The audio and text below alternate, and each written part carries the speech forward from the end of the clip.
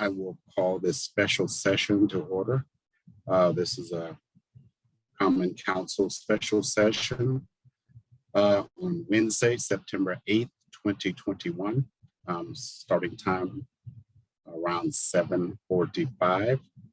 Will the clerk please call the roll? Yes, Councilmember Rallo, Here. Volin, Here. Rosenbarger, Here. Gambalori, Here. Sims, Here. Flaherty, Here. Piedmont Smith, Here. Smith, Here. and Sandberg. Here. Thank you. Thank you. And like I said earlier, welcome back, everyone. We will now do the agenda summation. And what we have today is one piece of legislation, which is a resolution 21-27, calling for an increase to salaries for members of the police department. Then we will attend to matters of the council schedule, and then we will adjourn. Okay, at the council session, Councilmember Flaherty. Sure. I'm happy to move. Yes. I move that resolution 21-27 be introduced and read by the clerk by title and synopsis only. Second. Thank you. Been properly moved in second. Will the clerk please call the roll, please? Yes, Councilmember Volin, Yes. Rosenbarger, Yes. Gambalori, Yes. Sims, Yes. Flaherty, Yes. Piedmont Smith, Yes. Smith, Yes. Sandberg, Yes. and Rallo. Yes. Thank you. Okay, thank you. That motion passes 9-0. Okay, will the clerk please read? I'm Yes. sorry, okay, thank you. Resolution 21-27, calling for an increase to salaries for members of the police department. The synopsis is as follows. Actually, give me just a second there. Sorry. This resolution is sponsored by council members Dave Rallo, Susan Sandberg, and Ron Smith. It expresses the Common Council's desire to increase salaries for sworn officers of the Bloomington Police Department and to provide further market rate salary adjustments for deputy chief, captain, lieutenant, and supervisory sergeant positions. In that regard, the resolution requests that the mayor and city bargaining team pursue appropriate action to modify the collective bargaining agreement currently in place and pursue any other necessary and appropriate action to effectuate the increases. Note this resolution was revised after distribution in the legislative packet, but before introduction at the September 8, 2021 special session to call for market rate salary adjustments for supervisory sergeants in addition to the positions already listed. Councilmember Flaherty. I move that resolution 21-27 be adopted. Second. Thank you. It's been properly moved in second. Will the sponsors care to present? I do believe all three have a presentation. Okay. That's correct, President Sims. Thank you. And just before we get started, and I'll double check with our parliamentarian, is it proper to, once they're done with their presentation, to allow the administration to have some words or to wait for public comment? Okay, to allow. Yeah, that's perfectly appropriate. I think preferable. Thank you. I prefer it as well. Thank you very much. Will the sponsors care to present? Thank you, President Sims. I'll begin, and then I'll be followed by Councilmember Smith and then Councilmember Sandberg.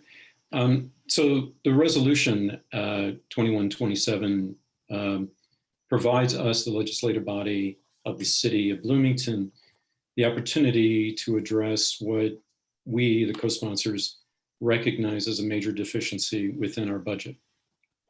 That is the base pay salary of the Bloomington Police Department sworn officers. This lack of compensation relative to other communities is clearly at the root of the attrition problem that everyone recognizes. As the resolution states, in the past 5 years, we have hired 66 officers and we've lost 67. We've been barely adding sworn officers as quickly as they leave, usually for other communities, police forces, for better pay and compensation. We believe this is an alarm bell that needs attending to. Now we observe that this loss is outpacing recruitment. We agree that public safety is a fundamental obligation of the city government, but we are chronically understaffed. As a resolution acknowledges, despite the 2019 organizational assessment by the Novak Consulting Group hired by the city, recommending 121 sworn officers, we are authorized for 105. The number we actually have is 91, with the effective number being only 76. Another alarm bell. This staffing shortage has now resulted in mandatory overtime. Compelling officers to work extra shifts, we believe, is unacceptable. It invites mistakes and miscalculations. We cannot afford such things to occur. That is another alarm bell. If Mr. Lucas would display our ranking among Indiana cities, as recognized in the resolution,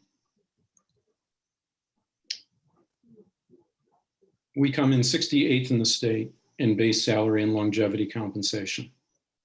So if you were to scroll up, you'll see that we are far below most cities. The next table, if you go to the next table, Mr. Lucas, actually go to the next one. We'll come back to this. Thank you. So this table provides our size relative to other Indiana cities. We rank 7th in population and display some comparators in pay for 2019 and 2021. So note that other cities, including Martinsville and Seymour in 2021, are now outpacing us in base pay. We are unable to compete when this is the case. Note respectively, Martinsville receives about $3,000 more in compensation, and Seymour receives $7,000. And while Bloomington experiences greater crime and higher costs of living, so how are we able to compete, such as the shooting and attempted murder at the shopping plaza last evening? The resolution recognizes that our officers are among the best trained in the country. So if you would go back, Mr. Lucas, to the CALEA. Yes, this is our comparison to CALEA accredited agencies in Indiana. CALEA stands for the Commission on Accreditation for Law Enforcement Agencies. It is regarded as the gold standard in public safety training. And then note, among our CALEA accredited peers in Indiana, we rank last at 18th, over $10,000 below the average in the state. Okay, you can remove the slide, thank you. So Resolution 2127 expresses support for a base salary increase of all sworn officers for the Bloomington Police Department by $5,000 each as part of the 2022 budget proposal that will be asked to approve within the next few weeks. It also expresses support for the market rate adjustments already anticipated for supervisor positions, deputy chief, captain and lieutenants as part of the budget proposal that will address the wage compression issues that we discussed during our budget hearings. So I'll conclude by saying that we are not and have not negotiated with the FOP, contrary to the mayor's statement this afternoon. We have received information and we find a budget pay discrepancy that is affecting the integrity and performance of our police department. The $5,000 is a modest request that begins to address the undercompensation and thus attrition. There's plenty of room for further negotiations. This would bring us effectively from 68th on that list to 48th. This provides material support for the police, but also confirms our support for the police officers in terms of their situation and their difficulties this time. This situation cannot be remedied by half measures, that is a one-off recruitment bonus. This must be built into the base salary in order to compete with other communities. So the 2022 budget and further budgets must recognize this. So I will go to now to turn it over to my colleague, Councilmember Smith. Thank you. Thank you, Councilmember Rello. Go ahead, Councilmember Smith. Thank you, President Sims. As one of the sponsors of the resolution, I did not take this lightly. I have no political agenda, and I have no interest in negotiating the contract. But I am very concerned and believe that we in Bloomington have the ability to address this issue. The Bloomington Police Department, it's an excellent force, nationally credited.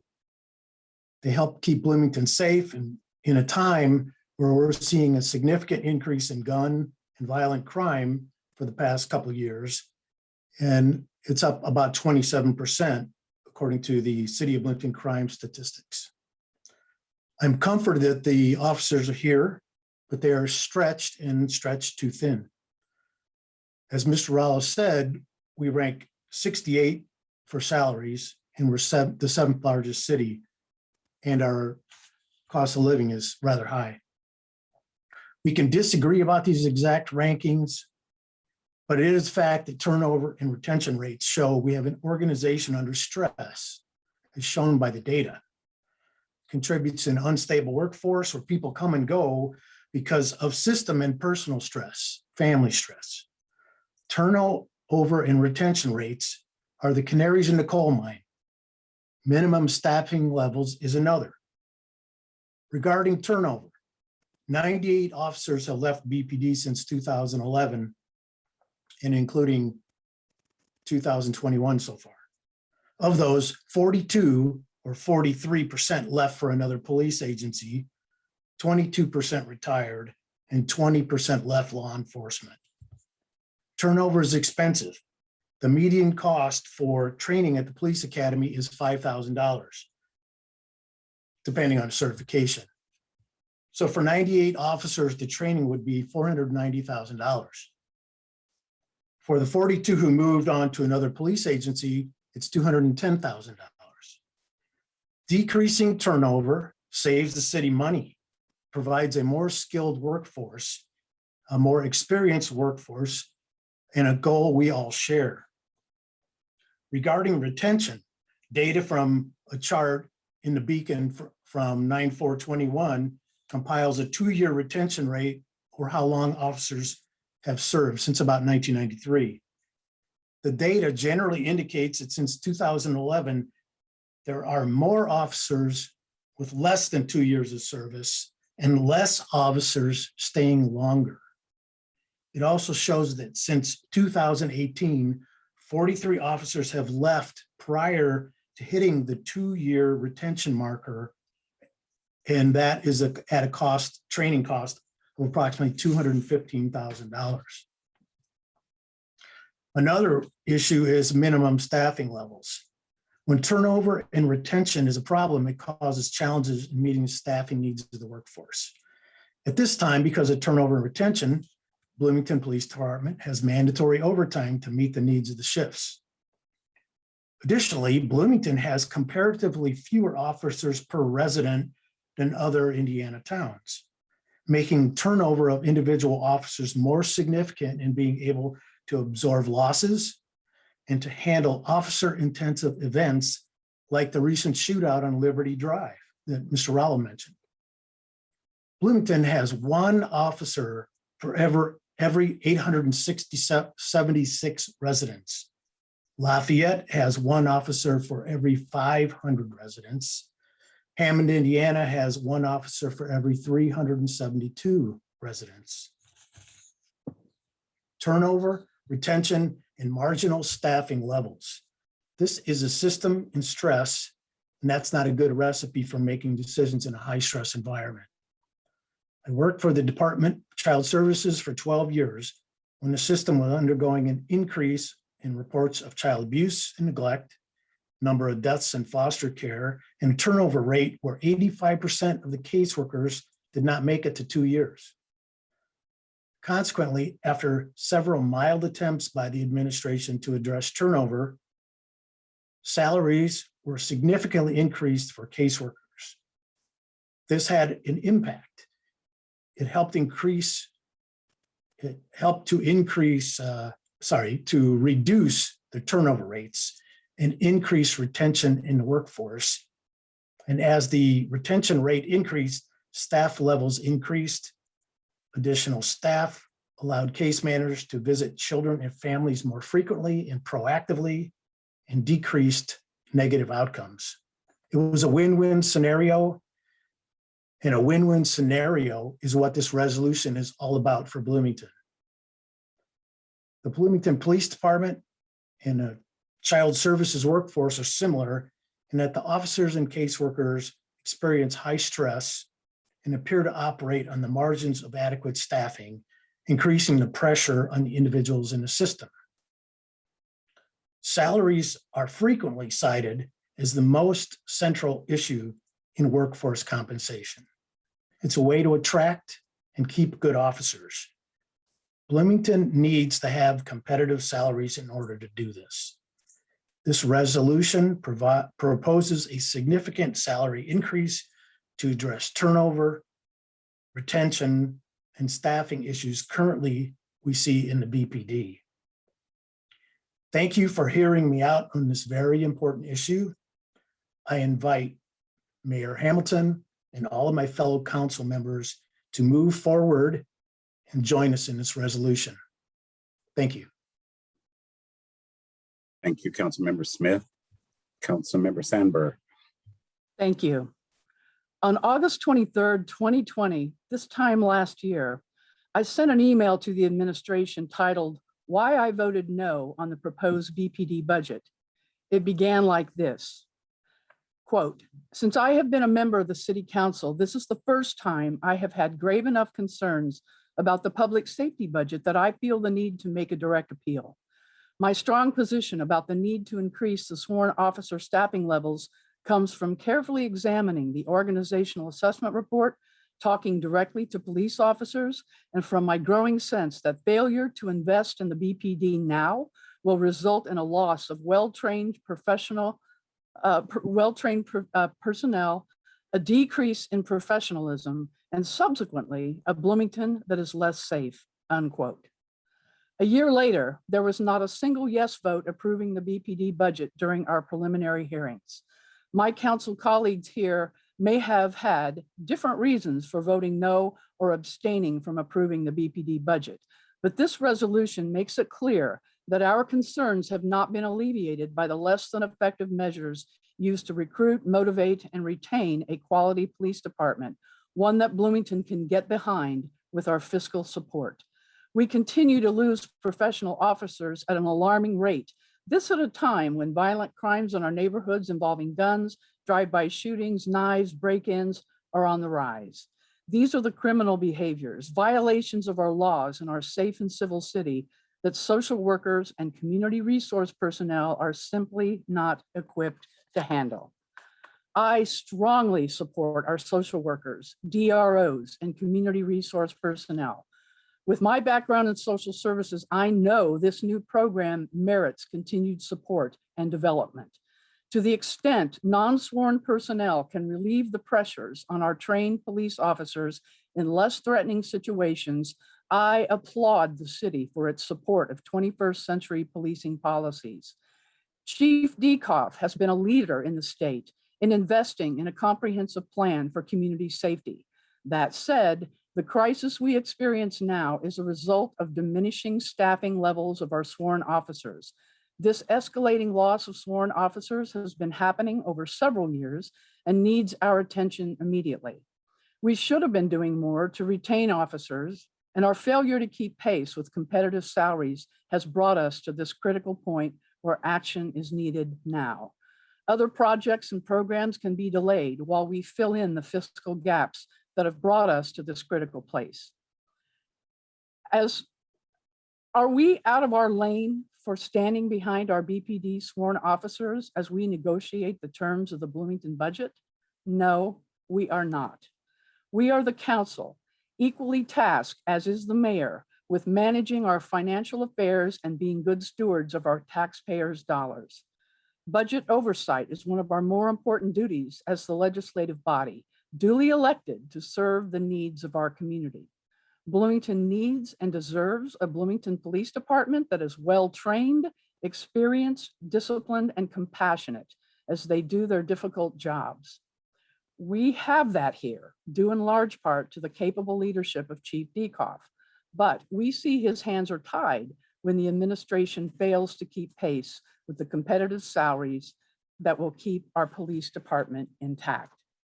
Are there problems everywhere in America with recruiting and retaining professional police personnel? Are other cities in Indiana facing the same challenges? Yes, of course. But I do not serve in those other cities. I serve the constituents in the city of Bloomington. My obligation is to maintain adequate salary compensation to make sure we can recruit and retain the very best. We must keep our staffing levels high so our officers can take time off, be with their families, recharge their batteries. We need adequate staffing levels to maintain best practices in community policing, where officers are not feared and avoided, but where they are known to the neighborhoods they serve as public servants who are there to keep the peace and ensure public safety. We owe this community nothing less than our best effort to build up a strong and compassionate police department where we support those well-trained officers who put their lives on the line every time they get in their patrol cars. I strongly urge the support of this resolution.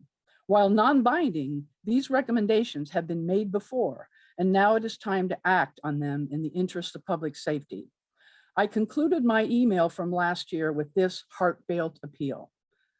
Quote, I ask with all due respect for your careful consideration of my position to increase, not decrease, the sworn officer staffing levels of BPD. I also encourage you to think about other means of improving police morale in these most difficult and contentious times. I am grateful that so many of our dedicated officers have trusted me enough to be honest in telling me their stories. Thank you for listening and hopefully acting, unquote. This year, my plea to offer meaningful fiscal support to the BPD is even more urgent. The facts cannot be disputed that we have a problem. So let's sit down and figure this out. This resolution is a reasonable beginning. Thank you. Thank you, council members, for your presentation. Do we have anyone here from the Office of the Mayor or City Administration to make comments? I see Mr. Rucker from City Legal. Thank you, Council Member Sims. I have just a brief comment from the administration. Michael Rooker, City Attorney. The perf pension list that was included in the council's packet tonight shows the city of Bloomington ranking 68th in the state and 18th among CALEA accredited police agencies in Indiana. This list, however, shows pension rates, not compensation for officers. It is not a salary list and should not be used to compare salaries. In some cases, as in the case of our police department, base compensation to officers mirrors the base compensation on this list. However, in other cases, as in the case of our fire department or Valparaiso's police department or Munster's police department, the reported pension rate on this list does not reflect compensation being received by any employee. In these cases, the pension rate on this list is a mere creation, established only for the purpose of allowing employees to retire with a higher pension. Such pension rates are not compensation in any sense of the word, even if they appear to represent compensation on this list. In still other cases, the pension rate reported on the perf list does in fact represent actual compensation paid to police employees, but it is compensation paid to much higher ranking employees, not entry-level employees. Some examples of cities that report pension rates on this list based on higher ranking employees' salaries are Carmel, Fishers, Lafayette, and Noblesville. For these reasons, this list should never be used for the purpose of comparing salaries of law enforcement agencies around the state. This list simply is not a salary comparison among similarly situated police employees.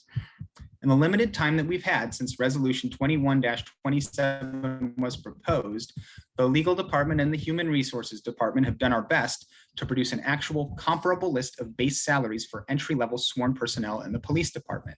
This list, the one created by Legal and HR, was shared with council members earlier this evening.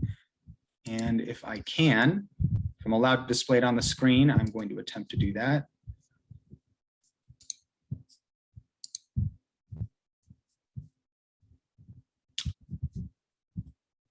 First, you'll see in the upper left corner, you'll see just for comparative purposes, self-reported pension rates, not compensation, but pension rates for 16 Indiana police departments. The numbers here are identical to the pension rates that show up in the council's packet. To the right, you'll see actual first-year base compensation rate to officers, not pension rates, but actual base salary rates.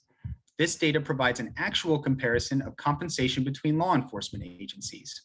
Finally, on the bottom left, you'll see the base salary of a first-year officer plus 20 years of longevity. This is not compensation, of course, that any first-year officer would be eligible to receive, but it does provide that additional component, longevity pay, alongside the real base pay just for comparative purposes. So really, it's the table on the top right that shows an actual salary comparison, even though it still cannot present a full picture of comparable police compensation from city to city. But it is at least a comparison of base salaries of similarly situated employees rather than a list of pension rates. But as I said, even this internal list is an imperfect data point because base pay is only one piece of compensation paid to police officers. Bloomington provides additional pay that is not included in officer base pay. This includes as much as $4,800 of pay for specialties, certification, education, and training, and an additional $1,600 for an annual clothing allowance. In addition, officers may earn shift pay that ranges from $16 to $20 per week. The average actual pay, that's base pay plus extra pay, for a Bloomington police officer first class is $60,382. A table showing this data was provided to the council earlier tonight. Furthermore, after 3 to 5 years of service, an entry-level officer becomes a senior police officer and receives an additional $2,700 in base pay. And senior police officers are eligible for $50 per week in afternoon shift pay in certain cases, in addition to all the extra pay previously mentioned. Officers also receive even more difficult to quantify benefits. Our officers, for example, have unlimited sick time. So when they're out sick, they get paid 100% of their salary for as long as it takes for them to get healthy. To put that in context, from August 28th, 2020 to August 29th, 2021, the city paid 52 police officers for over 5,000 hours of sick time. This averages to 96 hours or 12 8-hour shifts per officer who was out sick. Officers also get premium pay above federally mandated overtime rates when they have to work outside their shift. There are additional benefits in the collective bargaining agreement as well. And we could go on and on listing off all of the benefits.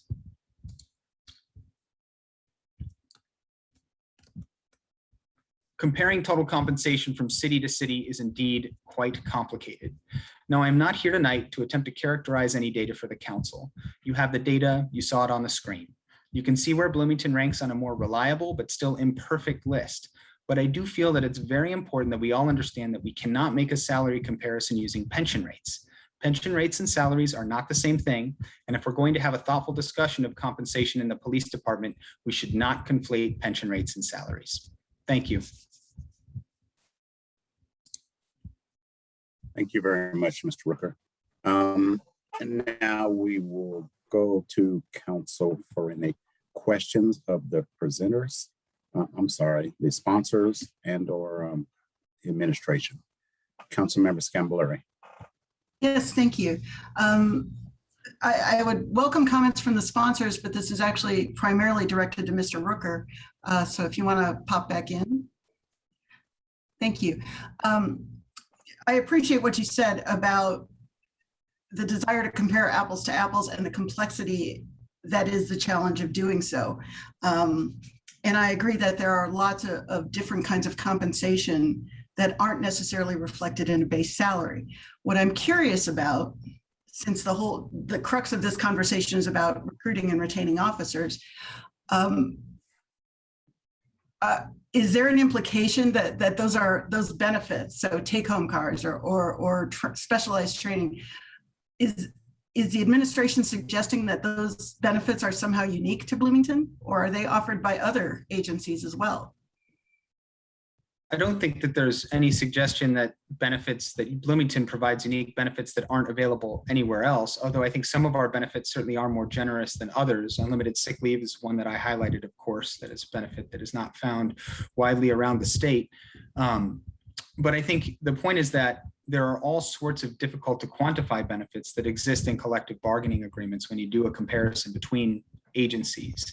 And it's beyond simplistic to take the perf's pension rate list and say this is an indication of where our salaries rank relative to other law enforcement agencies in the state. Okay, I understand that. But so what I'm hearing you say is the original comparison that placed us 68 is not the best comparison to use as we think about this issue. And I'm also hearing you say that many of these other vehicles for compensation, some of which are kind of intangible, exist at other agencies too. Yes, I think those are both accurate, although I would go a little bit farther and say, I don't even think the perf pension rate list should be described as a list of salaries. I think that's just inaccurate. Okay, thank you. Thank you. Do we have any other questions from council? Councilmember Flaherty. Yes, thank you first to the sponsors for your presentation and bringing this resolution, also the administration for their thoughts. I was curious where the $5,000 figure came from that's advocated for in the resolution. I think the only other place I'd heard that, Councilmember Rallo sort of mentioned it in a comment of some kind during the budget hearings, but could the sponsors clarify or specify how they arrived at that figure and their thinking in getting there? Well, yes, this was meant to be a modest increase. It certainly isn't a remedy. But it is, again, the administration insists that they're responsible for the negotiations. Well, so be it. But the base floor compensation is not adequate. I would challenge Mr. Rooker to tell me, is the compensation adequate? And I'll just say that rhetorically at this point, but is it adequate to prevent the attrition that we're seeing? The compensation is the key part. So this gives some material support, and it also indicates to officers that we're understanding their plight and that we need to increase base salary to retain them. Could I follow up, Mr. President? Yes, please. Thank you, and thank you, Councilmember Rallo. I guess I'm looking for a little more detail about why 5,000 as opposed to 4,000 or 6,000 or 3 or 10. Or I'm just curious how that number was arrived at. Thank you. I could jump in there. 5,000 was just kind of a starting point because as we looked at some of the data as to where we would rank, our understanding is we rank fairly low, and that 5,000 would only get us up so many more notches on the list. 10,000 would certainly do better, and 15,000 would make us pretty much competitive all across the state in a very competitive market for qualified police personnel all across the state. Now, we are very pragmatic. Those of us that have brought this forward, we are not looking to become the Cadillac here on the budget that we certainly have in front of us right now that we are considering. So we started at $5,000 as a simple, modest proposal to kickstart the discussion as to why we are bleeding officers. Whatever we're compensating them with, whether it's the additional incentive packages, or is it base pay?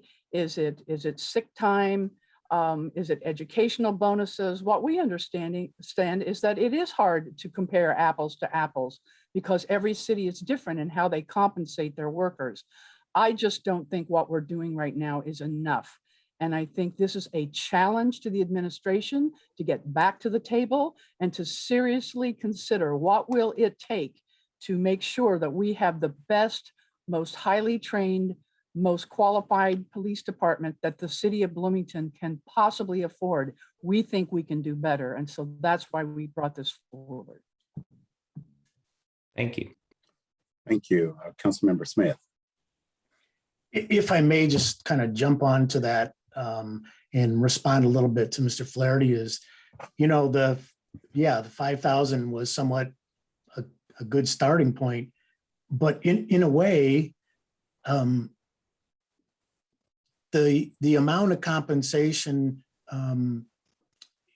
if you're trying to find a level to stop the attrition and retain officers, it's hard to tell where it is. So yeah, this was just a good attempt to get us part of the way there towards the average, so that if we're looking to compete with Martinsville, who pays their officers more, perhaps we have a more competitive wage. And it's more politically palatable if it's 5,000 as opposed to 15, right? So just a good thought. 5 was just a good thought. Appreciate it. Thank you. Thank you. Could I add something? Yes, please. Just to say that if you look at the chart where you have the basic pay salary plus longevity, if you just look at the base pay, I don't think it's materially different than what Mr. Rooker and Weed, I don't think fundamentally our information is that different. I don't think Mr. Rooker would say that we're anywhere near the top tier in the state. We're far below. So, $5,000 is a start. It's not a curative. It is a beginning to make us competitive. And clearly we're not. People are leaving because they don't have the proper compensation. Thank you. Did I see your hand, Councilmember Rosenbarger? Yes, Councilmember Yes, thank you. Rosenbarger. Thank you. You're welcome. Thank you. Can you hear me? Okay. Yes. My first question is from the whereas clauses. You said there have been 67 officers leave. So is that resignations, retirement? Does that include resignation, retirement, and termination? I think that all of it. Yes, but we note that if you go back 5 years or prior, there were significant numbers who were retiring. Now, the vast majority are either leaving law enforcement or they're leaving for other agencies. Those are the people that are leaving for those reasons. And if I might interject, we did receive a chart because someone during the work session had asked about, are there exit interviews? Do we have any data supporting why they're leaving, where they're going? And while we don't have exit surveys, I'm not sure that they exist. I don't know if that would be HR's responsibility to conduct that or the department itself, but they did provide us with a chart of over the past, I think it was, how many years back was that? It was more than 5. And to each officer in every year that they provided us the data and why they left. And it was for other agencies. In some cases, it was from other departments in the city, from other police departments. And one category did include other, which may very well include terminations or disciplinary action, what have you. We were not given specifics as to what that other category was, but the vast majority, and there are some that are getting out of the business altogether. They're just saying, that's it, I've had it, I'm going to go do something else for a living. But we do have some pretty important data in that chart that I don't know if we have it to share with you this evening, and it probably wouldn't be appropriate because it did include, information that we might not want shared publicly as a personnel matter. But they did share the categories as to where they went once they left the employ of the BPD. Those were the numbers that I was quoting, with 98 officers left. And since 2011 through 2021, and 42% left for another police agency. That was the charts that we got. Thank you. Okay, okay, thanks. Just can I have a follow-up? Yes, you may.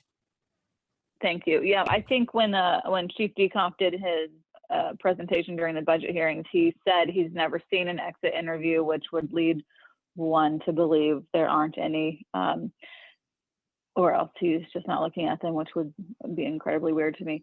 Sorry, I was the one that asked about data on that at the work session. Is it possible for us to see that? It's just like a lot of numbers getting thrown at me right now. That's kind of hard to, but it would have to be shared like right now, I guess. So it's just a lot to comprehend, I think. You said 42% are leaving for other. Oh, 42%. 42% left for another agency out of the 98 that left from 2011 through 2021.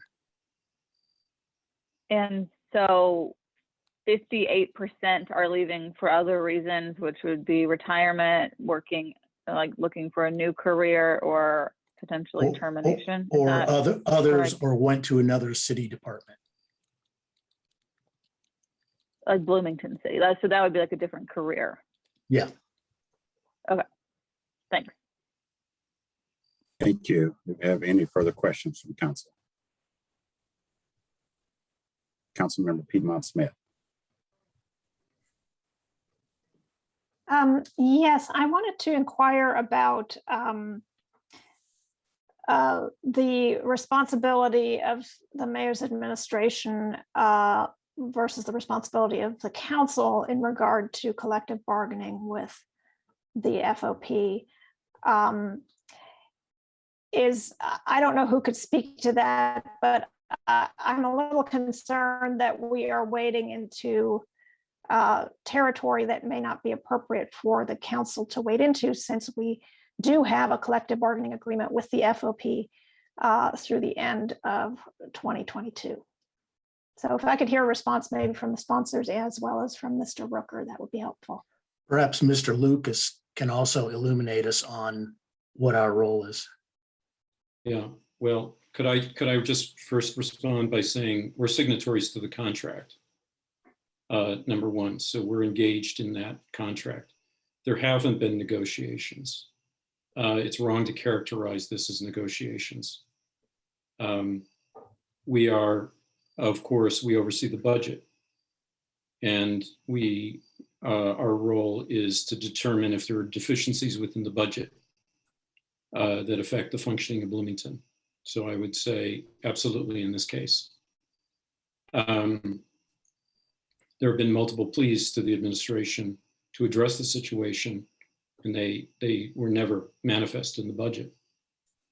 And then I would say our overall charge is the health, welfare, and safety of the community. And this is affecting that. Just yesterday, for instance, there was an attempted murder with gunfire. Thank goodness no one was shot, but it took the entire police force to respond to it. That included 2 sheriff deputies and 2 members of the Indiana State Police. Had there been another incident that would happen concurrently, we wouldn't have been able to respond adequately. So to me, this is a matter of public safety, proper compensation, and it absolutely should involve the council as a statement. The resolution is non-binding, of course. It states our preference for how we become competitive with our other cities in Indiana, and especially our CALEA peers, because we're training people and we're losing them, and we're not able, and it's an imagining to think that we would reach 105 officers. We're going to be losing, we're at 91 now, we're going to be losing probably 5 more in the coming weeks. So this is incredibly important, I think. Staffing is so low that if the incident yesterday had happened after 10 p.m., we would have been down 6 additional officers. So imagine that. So this is really, I think, a crisis situation that involves us, the legislative body, to communicate to the administration that something needs to be done materially right now to stem this this crisis. And Thank you, Mr. Chair- Councilmember Rallo. I wonder if somebody who is involved in the negotiations is present and could speak to this. And of course, Councilmember Sandberg as well. Well, if it's okay, I'd recognize Councilmember Sandberg, and then we'll go to Mr. Rooker. Thank you. If that's I could address the question of our role in collective bargaining, I think you will recall, Councilmember Piedmont Smith, as I did, that we first were approached by the leadership of the FOP 3 years ago. This was another council ago. And at that time, I think you and I shared the discomfort that, oh my goodness, this is not our role to typically get involved in an FOP, good faith, let's get to the table with the administration, bargaining with respect to the issues in the FOP or in the police department as a whole. So I was extremely uncomfortable when people kind of went over the heads of the process, if you will, and came directly to make an appeal to council. That said, that was a red flag for me. And from that point forward, I kind of had to ask the question, there must be something going on here. So I started paying attention to it. And then in the subsequent budget rounds, many of us on this council did go to the administration and make the appeal. What's going on? Why are we losing officers? What needs to be done? And so I think this is a cumulative effort on our behalf. I don't want to insert myself in collective bargaining. That is not our role, but we are responsible for the budget. We are faced with the budget right now. And I think that's why we brought it forward, not to interfere in any way with any future collective bargaining agreement that should be between the leadership of the police department and the administration. Thank you, Councilmember Sandberg. Mr. Rooker, you care to address Councilmember Piedmont Smith's?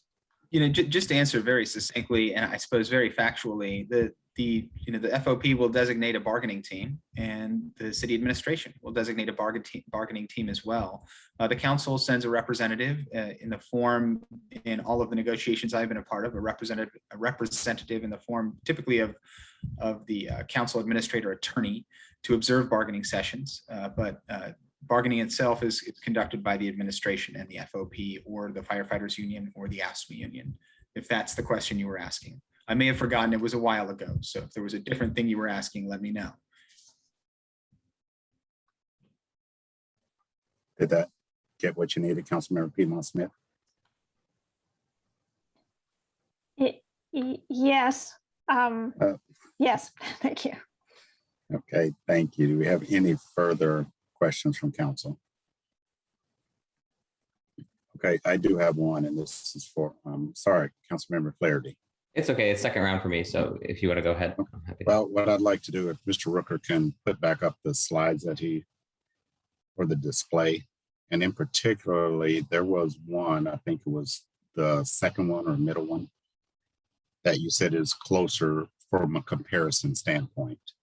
And as I recall, that had Bloomington BPD listed 12. Give me one moment. Sorry. Yes.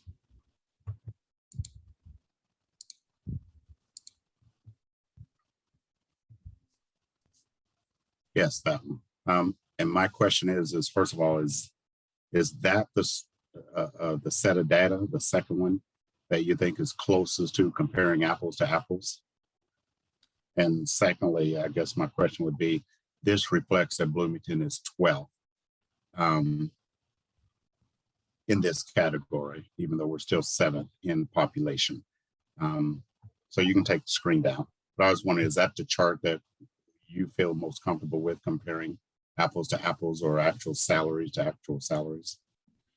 You know, I hate to be a little bit cagey about it, but closest is a difficult word. I certainly prefer that chart to the pension rates, which I don't think are reflective of a compensation comparison at all. I think base salary rates begin to tell the story, but they aren't a complete picture. We have additional benefits that we provide to our officers, as do other agencies around the state. And so doing a benefits comparison provides a little bit more of a complete picture than a pension rate or just base salaries even. But even that is an imperfect set of data points because benefits don't compare evenly from city to city. You know, you just think about take-home cars, that can come in so many variations. Some cities require officers to pay a stipend in order to have a take-home car. Some cities only require you to pay for your take-home car or a portion of your take-home car if you're taking it out of the city or out of the county. There are just so many different ways to do policies, and some cities ban take-home cars outside of a certain distance from the city. So there are just so many different ways, and how do you quantify all that, right? So there are so many different ways to sort of to slice the cake that it's difficult to arrive at an even comparison no matter what you do here. And this is sort of the challenge of all collective bargaining. It's a difficult task where there are trade-offs made by both sides in exchange for things that they prefer to get.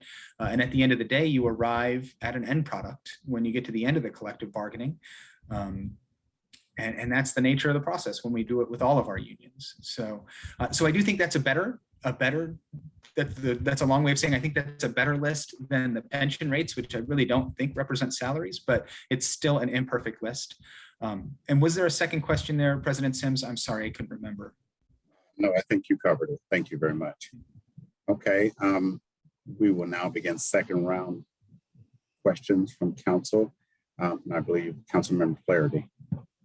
Thanks. I had maybe sort of two questions related to collective bargaining. The first, I think, is for Mr. Rooker, which is just wondering if the Fraternal Order of Police has, I know we're scheduled for a renegotiation of the collective bargaining agreement starting next year. And I, of course, saw Mayor Hamilton and Chief Diegoff's press release earlier today indicating a desire or willingness to start that earlier. But I was wondering if the FOP has already approached the city in writing or otherwise requesting that the current agreement that's in force be reopened in any way. I am not aware of any formal request in that regard. So I can't speak to it. I might not be aware of it, but I have not heard of that. Although it wouldn't be a particularly difficult process if the parties decided they wanted to reopen the contract. And I think if you saw the mayor's statement today, he indicated a willingness to do that beginning as soon as next month, the administration has stated. Saw that, yes, thank you. The other thing I wanted to ask about is a section of Bloomington Municipal Code, in particular, Chapter 2.32, titled Police Collective Bargaining, which has a variety of definitions and details specifying how the city and the FOP will pursue collective bargaining, which the subject matters of which are defined and include salary, among other things. So section 2.32-070, titled Exclusive Recognition, says this chapter provides the exclusive mechanism by which the city, the Fraternal Order of Police, and the employees in the bargaining unit shall carry out collective bargaining. And Ms. Guthrie brought this up at a work session, but I guess to me, specifying a salary level or a raise level certainly seems to head into the territory of collective bargaining as defined in our city code. And this chapter specifies that we have a mechanism for how that's done, that it is the exclusive mechanism for how that's done. I know the sponsors seem to disagree that this is negotiations or somehow affecting collective bargaining, but I guess my reading is different. I'm happy for them to hear or to explain why they think this is acceptable per city code again. But I guess I'm more curious to hear from Mr. Rooker about the administration's position vis-a-vis BMC Chapter 2.32. I'm not sure who should go first here. I'm happy to go first or second. It doesn't matter to me either. Whoever's ready. No, I think I'm not sure what else there is to say, except that I think that I agree with your characterization, Councilmember Flaherty, that collective bargaining is the exclusive mechanism for negotiating a pay raise, or, we've never had to do it, but in a dire financial circumstance, potentially a pay cut to any employee in one of our unions. I think that's the only way to do it. And I don't think it's just because of the municipal code, but I think there are also state and federal regulations that mandate that as well. Thank you. Okay. Thank you. Would any of the sponsors care to respond to Mr. Flaherty or Councilmember Flaherty? Yes, Councilmember Smith. I think Mr. Flaherty has a good point, but I would say, since this is a resolution and it's non-binding, it's not in the form of an ordinance, I think we can suggest pretty much anything we want. And it doesn't really, it's not codified. So I don't believe we're intruding in that area, but that's from a non-lawyer. So, that's just how I viewed it. It didn't seem like, since it was non-binding resolution, that really wasn't interfering in that way. Thank you. Thank you. Do we have any other questions from council? Do you have a comment, Mr. or Councilmember Rollo? Well, just to add that I don't think the status quo is adequate, and collective bargaining has brought us to this point. This is the outcome of the collective bargaining. And clearly we have an extreme problem.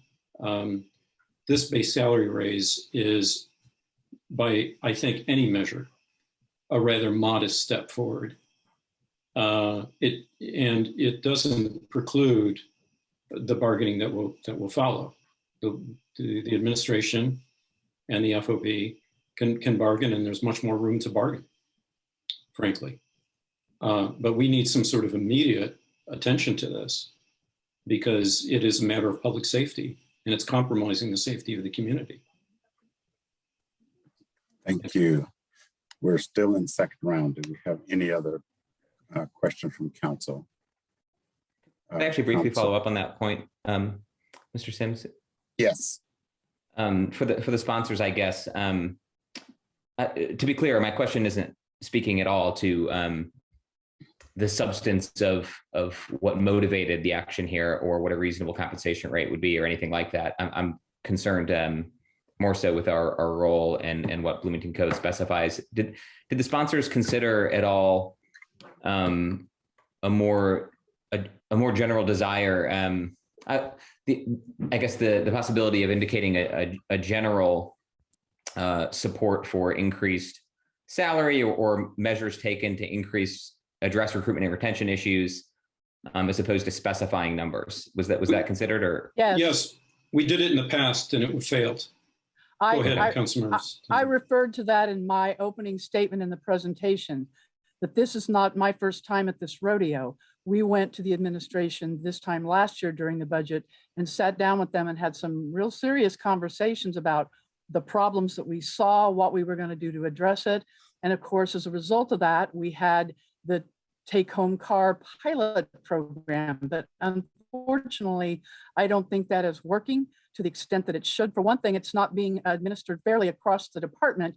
Only certain officers who live within proximity of Bloomington are giving that opportunity. And so it's actually causing more divisions among the more senior officers who perhaps are more established and don't live here in Bloomington, may live even in a surrounding county. So that attempt, I think, is not successful. I think that needs to be reworked and rethought through. The housing voucher, for the same reasons, is not an effective tool. Bottom line, we have to ask ourselves, why are we still having this problem with attrition? If everything that we are attempting to do is not working. That is why I've come to this point. I am not comfortable being here. I will say that. I don't want to be involved in collective bargaining. I don't want to overstep the administration, but unfortunately, we have gone to them in the past. For the past 3 years, I have had these concerns. I am to the point, and I rarely get there, where I think we can't wait any longer. Just to add, Mhm. our role is overseeing the budget, and this amount works within that budget. It is we can find the funds to do this, and we can do it now, and we can build it in permanently. So we know that to be true, and so this is why we specified the amount as well. Okay, thank you. Thank you, Councilmember Rallo. Councilmember Piedmont Smith. Yes, since Councilmember Rallo mentioned it, I did want to inquire whether the sponsors had any ideas for how to fund this. Since it's a base salary increase, it will need to be funded in perpetuity. So I was wondering if there were any ideas on that front. Yes, we've discussed it, and I don't want to have the exclusive domain of answering this, but there are many ways in which we could fund it. One is for the immediate need, there's certainly ARPA funds available. Also, the administration has committed $250,000 for recruitment, now apparently $750,000. Now that's a one-off, but that could be used immediately. There's also some of the staff that they've suggested hiring of community service officers. There are 5, if I recall. Some of those could be utilized. We've obviously budgeted for 105 officers, of sworn officers, but we're not going to get there, and nobody could imagine that we would. And so we've already budgeted basically for that expense that could be utilized. In the future, we could utilize PS Lit money, which I think is about $3.1 million, our share. This would consist of about 1/6 of that budget. So those are just some suggestions, but there are other avenues. Thanks. Additionally, I would say that we also looked at the fact that if we could delay adding more resource officers and allocate that money to the BPD officers. And so that in combination with some of the ARPA funds and the recruitment and retention, that would buy us the increase for at least a couple of years while we worked out the rest of whatever we need to do to find the funds. We went through the budget hearings. We all saw places that we personally could probably think, man, we could allocate that in a different direction. Well, this is presenting itself like there's a really important priority that's happening. And so if we have to tighten our belt in some other areas and add it to the funds for the recruitment and retention, let's do that.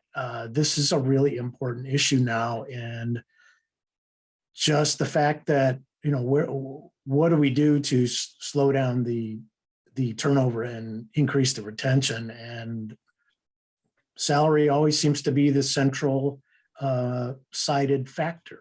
So let's do that. We got it. We can do it for a couple of years with hardly any struggle. So let's do that. Thank you, Councilmember Smith. Do we have any more second round questions from council? Okay, seeing none, I have one for legal department, or Mr. Rooker. Thank you for coming back. You indicated that the mayor has indicated his willingness to maybe open negotiations as soon as a month from now. First of all, is it true that both sides, administration and the union, must agree to do that? Is that true?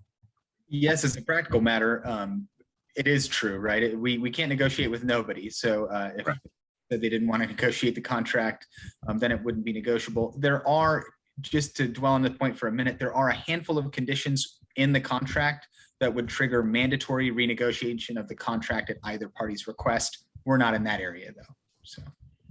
Okay, thank you. And I guess my other question would be with regard to this being a non-binding resolution, and should it prevail, I'm not predicting one way or another, but should it prevail, would this be considered as being involved in negotiations or meddling in negotiations from the council's part if it's non-binding?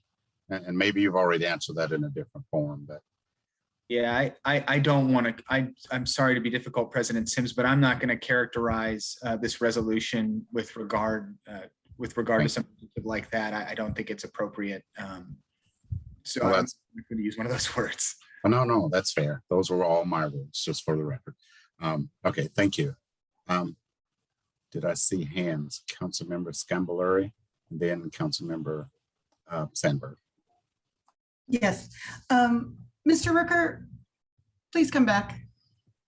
There you are.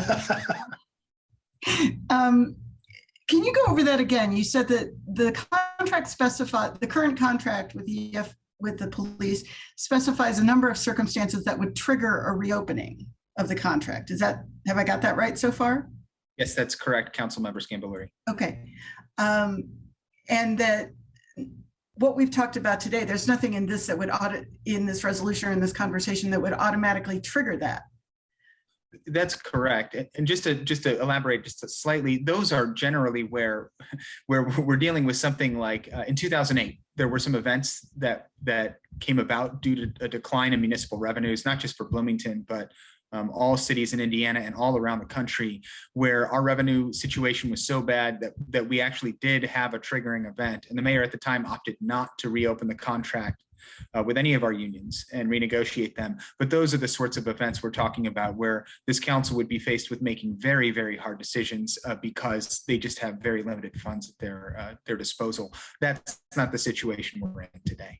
Okay, and those kinds of decisions that you just referenced, where the council would have to make hard decisions, those would be decisions that are binding, correct? Well, correct. I'm just talking about typically, if we see our levy not go up by an adequate amount, that's a triggering event in collective bargaining agreements where we can reopen them. Okay, got it. Thank you for coming back. So. Thank you, Councilmember Sandberg. Now, this is not a question, but a response to a previous question, that I don't view this resolution as interfering. These are recommendations, and these are recommendations that we felt the need to make as we are deliberating over our budget.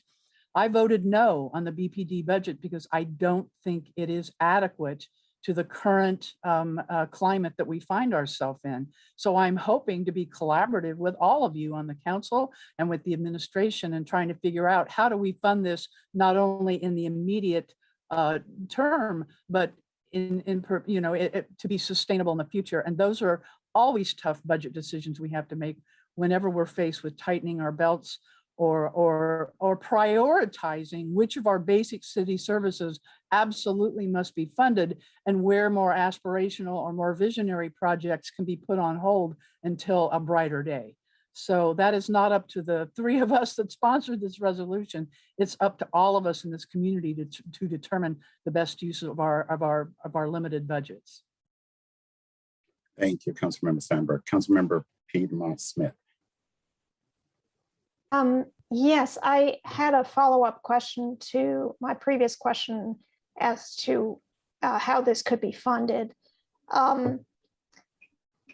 It's my understanding through the press release that was issued by the mayor and Chief Decoff today that the total amount allocated from ARPA funds for recruitment and retention of police officers, so not salaries, but other means, would be increased from $250,000 to $500,000. So from what Councilmember Rallo said in response to my previous question, does this mean that the sponsors would be okay with using that money for the salary increases and not having it available for other recruitment and retention efforts? Yes. I think that the base salary increase is the key determinant in recruitment and retention, and getting quality applicants and getting a larger number of applicants. We have to be competitive, and it all comes down to compensation. So yes, I would use that money for that purpose. Yes, I agree too. Otherwise, you're going to have resentment. If you just give it to the people who are joining as bonuses, what does that say to the people who are already in the force? Yes, with respect to the questions that we were asking during budget hearings, we were very unclear as to what even the uses for those $250,000 were going to be used for recruiting and retention. We couldn't get specific answers to what the administration's plan was for that. We have a very clear vision as to what we think the funding needs to go toward. And so, no, I would definitely, unless he can come up with, or the administration rather can come up with more specifics as how they intend to stop this attrition rate, in addition to do a better job with recruiting, I think there's a higher purpose for those dollars. Thank you. I don't know. I just wanted to mention very quickly, just briefly, I believe Councilmember Rollo had referenced $750,000 as being the amount set aside. I wanted to clarify the press release indicated $500,000 total. So that was an additional $250,000, not $750,000 total. I'm sorry, I just got that just before the meeting started is when the administration released that information. Yeah, so it's I'm sorry I made that mistake. Totally understandable, of course. Thank you for that clarification, Mr. Rooker. Do we have any other council second round questions before we move to public? Okay, seeing none, we will now move to the public for comments on resolution 21-27. I will remind the public that if you intend to make a public comment, please indicate so by using the raised hand function in Zoom. You could send our meeting host a note via chat indicating your desire to publicly comment. If you're using a mobile device, I believe you could reach us and indicate the same by using *9. Without further ado, Mr. Lucas, do we have any takers? Before we do that, about how many do you see? Moment I see 4 hands raised. Okay, I think 5.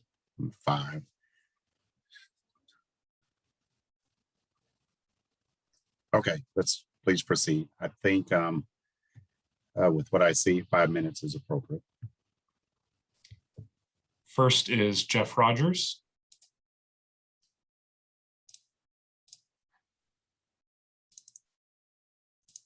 Are you there, Mr. Rogers? Yes, sir, I am. Thank you. Good evening, council members.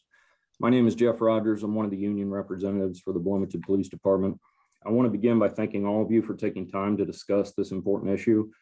Special thanks to council members Sandberg, Smith, and Rollo for offering this resolution.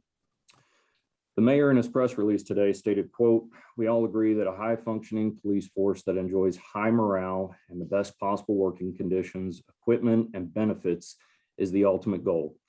The only part he got right was high-functioning police force. Officers do not enjoy coming to work for you. They're not happy. They do not have high morale, and they do not have anything close to the best working conditions. We come to work for each other and for the citizens of Bloomington, not for the mayor. Mandatory overtime, no support from the mayor, and no end in sight. The lowest morale the department has ever seen.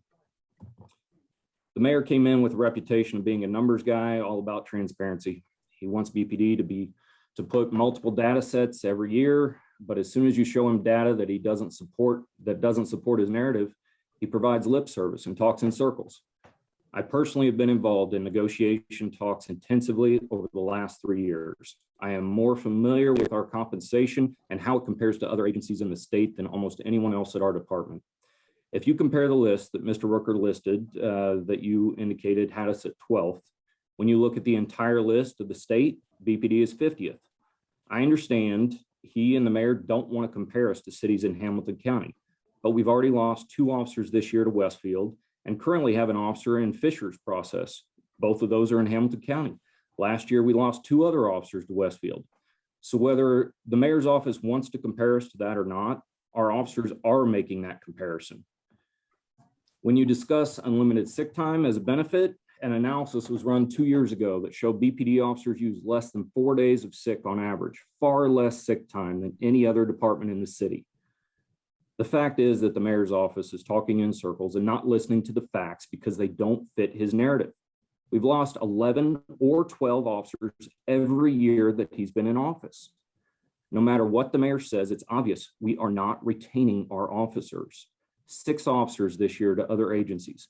4 officers this year left law enforcement for higher paying careers.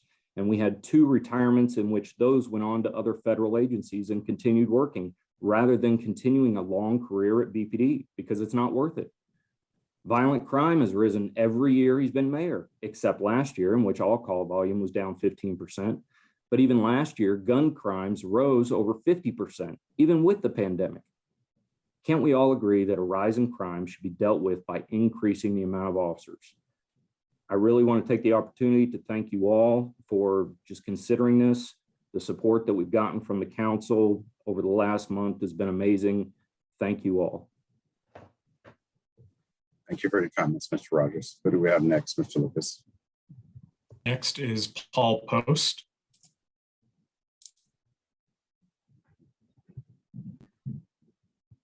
Good evening, council members. Hello. My name is Paul Post, president of FOP Lodge 88, representing the hardworking men and women at the Bloomington Police Department. And after yesterday's shooting and subsequent arrest, I think we can all agree on just how hard they've been working. First, thank you to the sponsors of this resolution. It is incredibly refreshing to hear your words of support, recognizing this major issue that has been plaguing BPD for years now. I'd also like to use my comments to clear up a misconception that was put forth recently by Corporation Counsel and the mayor that we've somehow been bargaining with the city council. Nothing could be farther from the truth. Numbers spoken about by the council came through their discussions with the department administration with the goal of making BPD somehow more competitive, with the goal of hiring and retaining more officers. We have answered the council's questions about this crisis and appreciate their attention. If we had been bargaining, the city would be hearing me say a number well over $15,000 more per officer, because that is how far behind BPD is in terms of our peers. The sad reality is we have been begging for help from the city since the 2018 contract negotiations, when the FOP very clearly told the city team that staffing was becoming the main issue and that salaries were directly impacting BPD's ability to hire and retain officers in a sustainable manner. After we were lowballed for months by the city team, we felt we had no choice but to very publicly make this plea and first spoke out at a council meeting in May of 2019. Since that time, we have worked tirelessly to educate the council members and the public that this issue will continue to just get worse if nothing was changed. Well, guess what? The problem has gotten worse. Based on the timing and threats made by the city during that negotiation to take away all of our benefits if we didn't take the contract, we had to sign it. The current contract then has seen BPD continue to decline each year in the salary rankings compared to our peers. We've continued to see our well-trained officers leave BPD for higher paying law enforcement jobs in other communities, creating the staffing crisis and further worsening the sense of stress on your officers. We've had 2 more submit notice to leave recently, bringing staffing down to 91 sworn officers by mid-month. Police officer hiring market has changed. If you do not make yourself competitive, you will not get large pools of applicants, allowing you to choose the best options for your community. This would be a concern in a normal situation, but locally, as we face the prospect of large-scale annexation, combined with an already short-staffed department, we are hurting. Your officers are tired. Their families are tired of the schedule changes, the mandatory overtime, the frustration of seeing no change on the horizon. Hiring new officers is a large undertaking requiring months of preparation, training, and costs. What we see this resolution doing is a very public word of encouragement to your overworked officers and their families, and a pointed directive to the city to do better. Our families are cautiously optimistic this could be the first step toward righting the ship, but we'll believe it when we see it. Thank you for your time and attention. Thank you for your comments. Who do we have next, Mr. Lucas? Next is Greg Alexander. Great. Thanks. My name is Greg Alexander. I'm kind of astonished. You'd think I'd be excited to see you guys micromanaging the administration in this way, but I'm just really astonished. You know, the Chief Decoff is not apparently involved in this. It seems like you're kind of going behind his back, implicitly voting no confidence in him. And I don't see you doing this for the other city departments. It's kind of a question of priorities, you know, just to name a couple of really prominent examples around the city. Bloomington Transit has a really severe staffing shortage. They're actually cutting routes because of it. The administration left the position of city engineer vacant for 3 years. Where were you then? It looks like the administration might be acting in bad faith to kill the transportation demand management program by refusing to hire someone. And where are you on that one? Parks and Rec blatantly violates the conditions of a bond issue, which you guys have a really significant responsibility to oversee. And, you know, and this is the statement. This is a quote from Councilmember Sandberg, quote, "We should not hold people accountable to some sort of study or some sort of plan," quote, end quote. And you know, so all these things are going on that are important, are safety issues. Transportation is a safety issue. 3 people were killed on 3rd Street last year, pedestrians. And the Councilmember Sandberg says we shouldn't hold people accountable to the plans that have passed the council. And I that's kind of vexing that then this comes out as your priority. You know, I haven't found BPD to be a useful force for transportation safety, but that really is part of their mandate. There are people with other much more important concerns about policing than my concerns. There are people attempting to make plans for real reform of our police and for meaningful programs to address the root causes of crime in our community. You know, prevention works a lot better than enforcement does, but that's not what this council is spending its time on today. Councilmember Sandberg has really explicitly stated this is her only priority. Is that the highest priority of the whole body? Is this the only administrative decision that you guys want to oversee? Thanks for your time. Thank you for your comments, Mr. Alexander. Who do we have next, Mr. Lucas? Next up is Nicole Johnson. Hi, thank you so much. Can you hear me? We can hear you fine. Can you identify yourself? You got 5 minutes. My name is Nicole Johnson, and I'm a member of the newly formed CAPS Commission, or Community Advisory on Public Safety Commission, that is underneath the council. We were given no notice of this, and more than anybody else in the world. I also am the vice president of the Bloomington Housing Authority Residents Council. So I live in the war zone, and I appreciate that base salaries are a way to attract and retain officers. And I'm not going to speak outside of my scope, so I'm going to stick to comments on things that I've heard.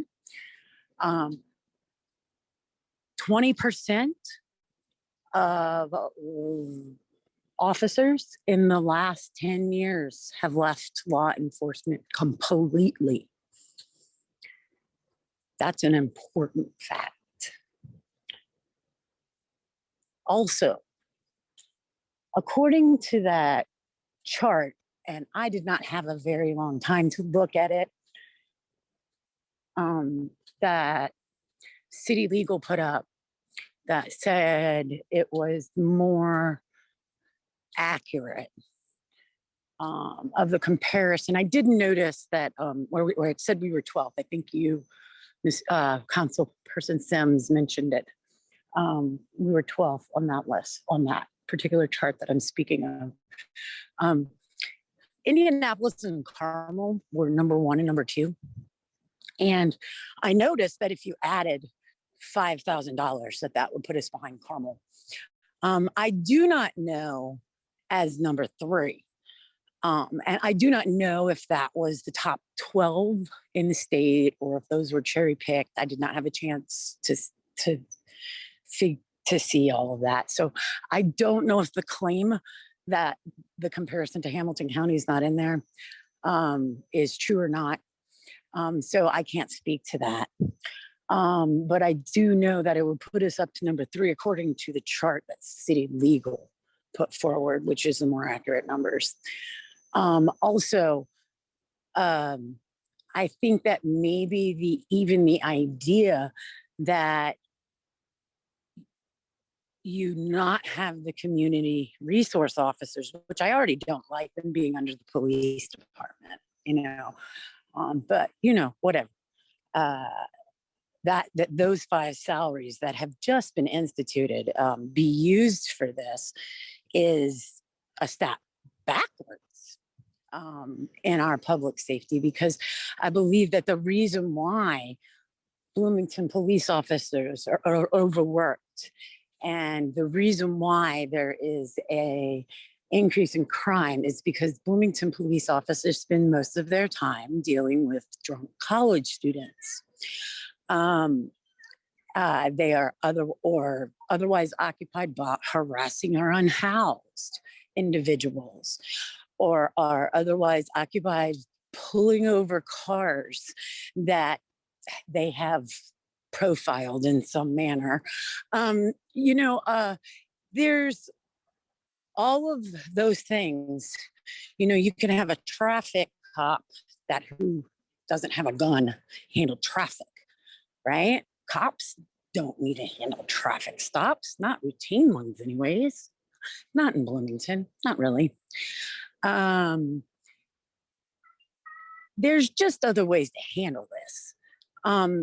None of this is to say that I don't think that police should be paid more, but I would like some honest numbers about where we actually lie, because what the presentation said and what those charged City Legal said appeared to say 2 drastically different things. And with that, I yield my time. You have a great day. Thank you. You as well. Thank you for your comments. Who do we have next, Mr. Lucas? Next up is Melissa Stone. Hello, can you hear me? We can hear you fine. Okay, perfect. Thank you. Yes, thank you. Hi, I'm Melissa Stone, social worker at Bloomington Police Department. First, I just want to say thank you for bringing up this very important issue. There are a lot of numbers out there tonight, so I do feel for everybody who are looking at all these numbers and trying to decide exactly where we lie. Where I can come from, though, as a mental health professional who sees the day-to-day of what it looks like in that police department, is where I want to come from. And that is police officers who don't have days off. I mean, they have plenty, but they can't use them because they're already under minimum. Families who don't get to see their officers who are working. People who have to work double-digit days in a row to cover 1 or 2 days off that they want later on in the year. And that's extremely hurtful for me to see and extremely harmful on them. Also, I know sick time was brought up. I know so many officers who don't even use sick time, even when I feel like maybe they could, after a really traumatic incident or after a pretty extensive car accident, things where then they feel like they have to go to work the next day or they can't leave that day because they don't have the staffing to take care of the other calls for that day. And that's where I come from as a mental health professional and being really worried about what that looks like for our officers. And I do value looking into the retention right now, recruitment. We know it can be a long process. Captain Pedigo does an amazing job, but it takes months and we have to rely on academy and things like that. So where I do think the best use of our funds are right now is keeping the staff that we have right now. Literally every day we have people who are talking about going into other processes, and that's not good for morale overall. And of course, it's not good for calls like what happened last night. When we don't have enough officers to take the other calls because everybody is caught up on one, that's hurting the community as a whole. And the social worker program, the community service specialist program, we are doing great work. I will say that. but we don't replace police officers. And I do think we are taking the load, some load off of them, but please don't send people like us to a shooting. We don't investigate those things. So we need to invest in officers, and we need to keep the really, really good ones we have. I'm very thankful for the police officers we have. We don't want to have to scrape any bottom of any barrels to bring in police officers that don't already meet the standards that we have. So I really value looking into ways to keep the officers we have right now.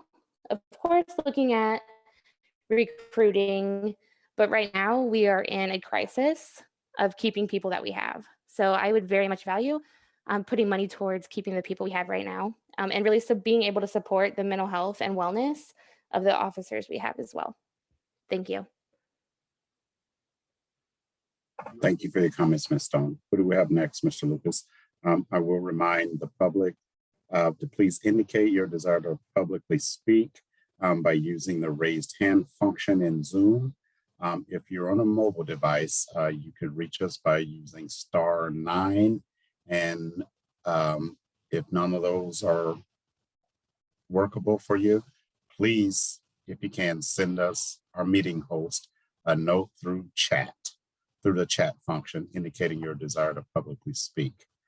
Okay, Mr. Lucas, who do we have next? Next up is Kamela Brown Sparks. Hello, can you hear me? I hear you fine. How are you? All right, how are you? I'm good. Can you identify yourself? You have 5 minutes. My name is Kamela Brown Sparks. I am the interim chair of the Community Advisory on Public Safety Commission. I am also the daughter of the first African-American police officer for the Bloomington Police Department. His name was Charles Brown. Councilmember Sandberg, when you talked about the program that they had about the cars and about the houses as incentives, you were upset about the people that might have lived too far out and weren't able to take advantage of the programs. But I know with my father, part of the reason that we lived where we lived and he had the vehicles that he had was so that he can actually interact with the people in the community where we lived. And everybody knew that 3311 Tap Road was where Charlie Brown lived, so that if there was an accident at the intersection of Tap Road and 37 bypass, which happened a lot, everybody from anywhere, they came to knock on our door because that was Charlie Brown's house. Or if their car broke down, they came to knock on that door because they knew that Charlie Brown lived there. Or if something happened to their mom and they lived in Van Buren, the neighborhood, they came to knock on our door because they knew that that's where our family was at. They knew that that was our house. And that was part of why we lived in the neighborhood that we did. It was everybody knew where our family was and my dad lived because we were a part of that neighborhood.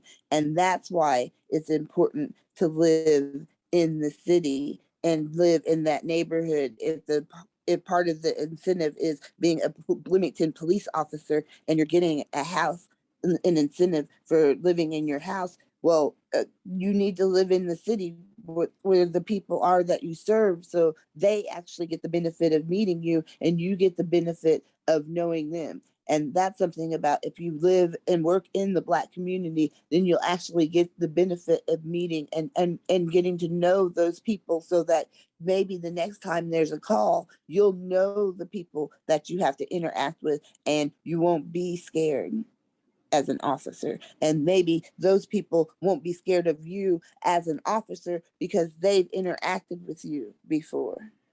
So that's part of the benefit of having those kind of programs. And I'm not saying that I don't support the retention of officers, because I believe it's important. I know what it's like to be at home and to be scared that your officer is not going to come home at night. The first number I learned how to dial was 911, and the operator finally called my mom back and they said, could you please teach your daughter the other number for the police department because she's tying up the line. So I know what it's like to be scared that your officer's not going to come home. But my mom was the first Black social worker in Bloomington that worked for Area 10. So I also know what it's like to have the benefits of the programs that help the people and that ease the work for the police and that help the people in community so that they can get the benefit of the programs that they need so they don't have to call the police in so often. So there isn't violence that the police need to be there for to break up, because the problems that the people actually need help for, they don't need the police to come and help them with those things. They need social workers to help them when they are unhoused. They need social workers like Mr. Smith that helped them from CPS. My mom used to work at CPS, and sometimes my dad and mom would end up working on the same case. So sometimes you need the social worker to come in and help, and the police can't help with that kind of thing. The social worker has to help with those kinds of things. That's the social worker's job. It's not the police officer that can do that. So they have to work together and help things. So that's what I want to say is you have to create partnerships to complete the change and make progress. And I hope that you take that into account too. I'm done and I yield my time. Thank you. You're welcome. Thank you for your comments. Who do we have next, Mr. Lucas? Next up is the screen name JS.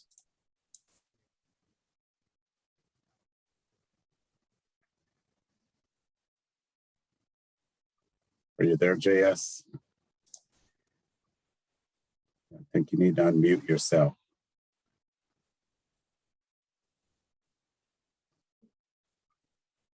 Mr. Lucas, I'm sure he's unmuted on our side, correct?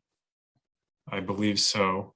Perhaps we can come back. There is one additional hand raised I see at the moment. Jessica Oswald. Okay. Hi, my name is Jessica Oswald. I'm a community service specialist with the Bloomington Police Department. I just wanted to come and say thank you for the members who have brought this to light. I think this is like they've stated, this is a long-term or a long time issue that's been happening. But something that I kind of wanted to touch base on is the role of the community service specialists and our social workers versus our patrol officers. We won't go to the same calls. I think when we look at the call volume that comes in, there's this unrealistic vision of the response that we go to. We will go to very low risk, non-criminal calls. We're going to help people who are stranded on the side of the road and just need guidance and resources to get where they need to go. And I agree that officers don't need to be tied up in those situations. But I think looking at our situation last night was a really good example of when our officers are needed and the lack of officers available just because of being understaffed. Whenever something dramatic does happen, it's going to be challenging for our roles and our positions to go out into the community and do things, because if there is something that happens, we know that we're not going to have the backup of officers, and those individuals are our backup. They're the people who are going to keep us safe while we're out there dealing with situations as well. So I think it's important to remember that the added benefit of having our positions to kind of help alleviate some of those low risk calls for officers is beneficial. However, it's not in a replacement of officers. We have to have them. We have to have them for our safety and for the community's safety. So to think of us as a replacement, I think is very unrealistic. Just an added benefit to help alleviate some of that. And I also want to talk a little bit about building the relationships between our patrol officers and the community. When our officers are so understaffed and going from call to call and dealing with high risk calls, they don't have the opportunity to do that. You know, we as community service specialists and social workers, it's great that we're able to go to community engagements to help alleviate or help build those bridges, but we're not allowing patrol the opportunity to build those relationships because they just don't have the time. They have to respond to these calls. So I think wanting both of those things is wanting that is wonderful, but it's just not realistic whenever we're so understaffed already and overworked that we're not giving our law enforcement officers and our community that opportunity to build those relationships. So I think it's a lot to consider, but from my position, I love being a part of this community. I love being a part of that help alleviate some of that stress from officers, but the retention of, or the intention to retain and keep officers is only going to come whenever we're competitive with other places and we're not losing officers to not feeling safe working in this community, or feeling underappreciated, unfortunately, and underpaid. So again, thank you very much. I appreciate everything you do and taking us into consideration. Thank you for your comments. Who do we have next, Mr. Lucas? Next is Jamie Scholl, and I'll just note, I think JS has since lowered their hand. Yes. I'm not sure that they would like to comment, so Jamie should now be able to unmute. Thank you for hearing me. I was JS. I had to go from my phone to my computer. I could not unmute. My name is Jamie Scholl, and I support this. I think it's just a very small step in the right direction. I worry as a community member, knowing that we probably have a very large number of rookie cops that are underslept. Just like an underslept driver, somebody who's maybe up for 24 hours or more, our decision-making capabilities are hindered. And yes, behind the wheel of a car driving, that is dangerous, but the regular citizens aren't carrying firearms. We're not dealing with some of these very difficult situations that our officers deal with every single day that could cause trauma, not only to other people, but to themselves and to their families. So as a community member looking at this, and from the point of view of a health and wellness coach, just that portion is very, very concerning to me. We have a community where violence levels are increasing. That's putting more people at risk. Just the underslept things. We have motor skills that are affected. Being that tired narrows perceptions and puts people in situations where they're less able to understand a context. And it doesn't matter how well trained a person is, because we are all human. And many times I see in the community where we're creating divisions, and these people are part of our community, and they should not be the other. There's a lot of the other, and that's also very disturbing to me, and I'd like to see that be remedied. So there's a number of things that anyone can get on, and I've researched this in the past, over the past month before this even came up, and we can find statistics from National Institutes of Justice, the NCBI, NIH, Matthew Walker, who is a sleep researcher, and there's someone named Brian Villa, who is a professor of criminal justice at Washington State University in Spokane. He's director of Critical Jobs Task Stimulation Laboratory and Sleep and Performance Research Center. He served as a law enforcement officer for 17 years and authored numerous research articles, including 4 books. One called Tired Cops, The Importance of Managing Police Fatigue. One thing that I'd come across in some of this research about a month ago was that I believe it's in Florida, where officers are being given the option to also train as a social worker. And I know Chief Dekoff has mentioned that he does not want to put non-officers in situations, even in calls that seem harmless, like noise violations late at night, which may not be what you think they will be. And I really appreciated that he didn't want to put people who are not trained in those situations.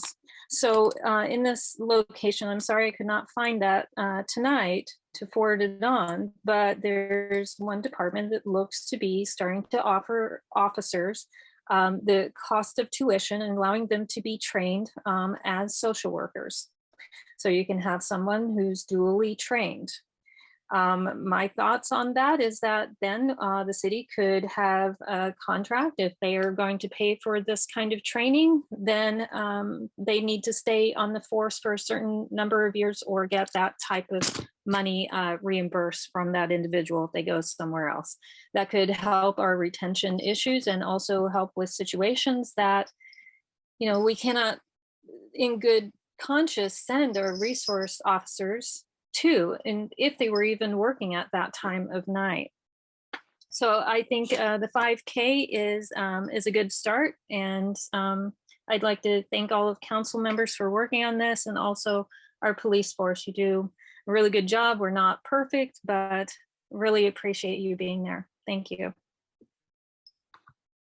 Thank you for your comments. Do we have any other takers currently, Mr. Lucas? I don't believe so, no. Oh, okay. Yes. Just as I said that, Cody Forston is up next.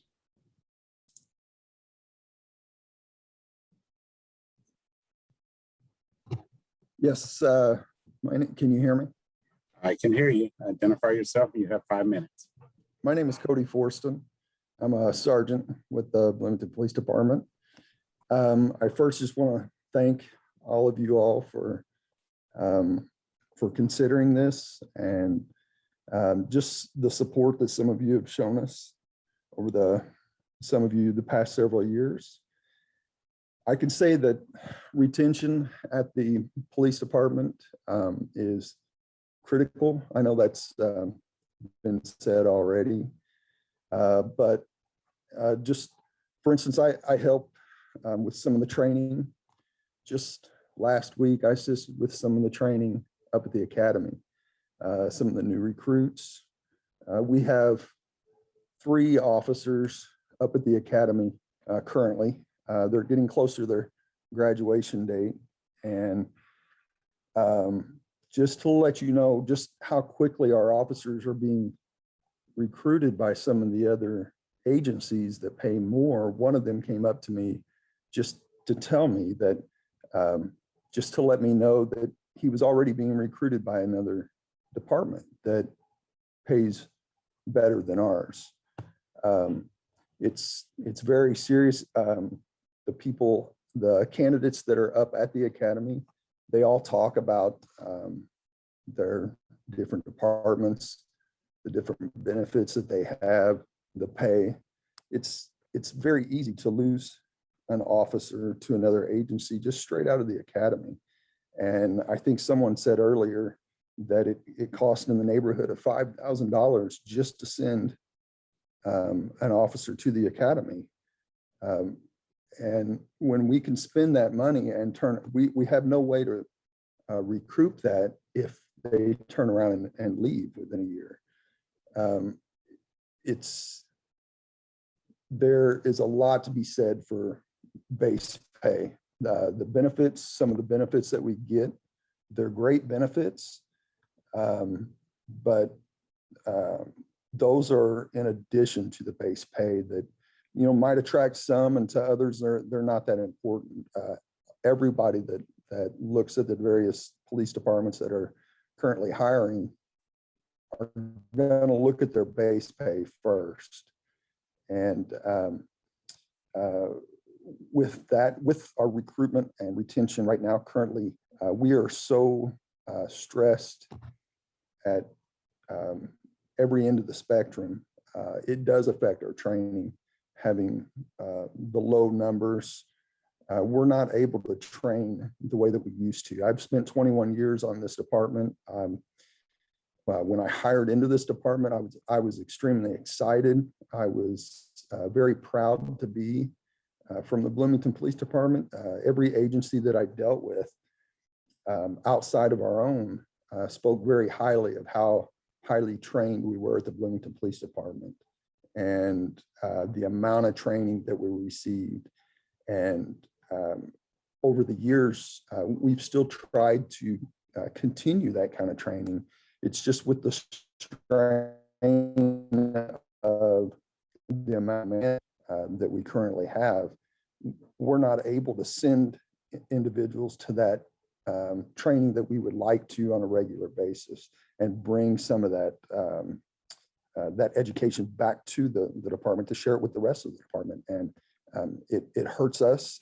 It keeps us from being current on some of the newest different ways that other departments are resolving certain problems that they're seeing out there. So with that, you know, I appreciate, I just want you all to know that we all see the work that you all are putting in. We appreciate you all. Several of you have come out and talked to us individually at different events. We appreciate that. We appreciate the FaceTime that we actually get with you all, and the amount of effort that you all put into learning more about us and what makes us the department that we are. So thank you. With that, I yield back my time. Thank you, Mr. Forston. Do we have anyone else, Mr. Lucas, that you can see? Not at this time, no.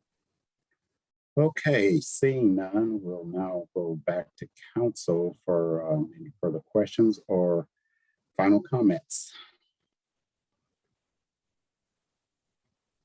Questions or final comments from council?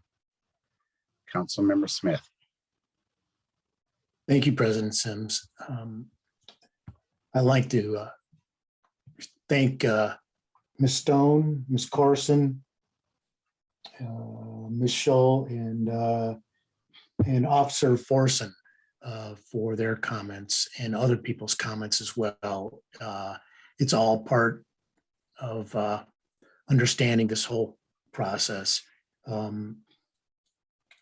Some people mentioned proactive policing, and you know, that's one of the things that I think is possible with, you know, a well-staffed department.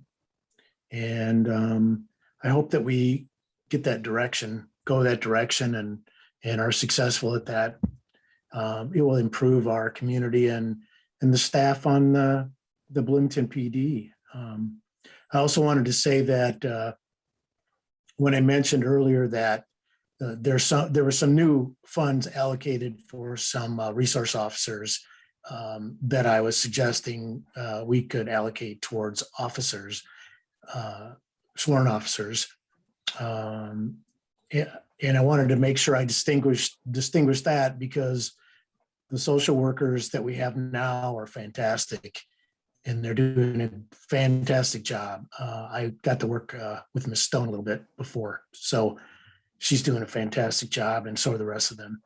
So I just hope everybody feels the same thing we do, is that this is really an important issue, and hope that everybody supports our resolution. Thank you. Thank you, Councilmember Smith. Do we have any other final comments from council? Councilmember Flaherty. Sure. Thank you. Thank you again to the sponsors of the resolution for bringing this, and certainly members of the public, officers who weighed in this evening.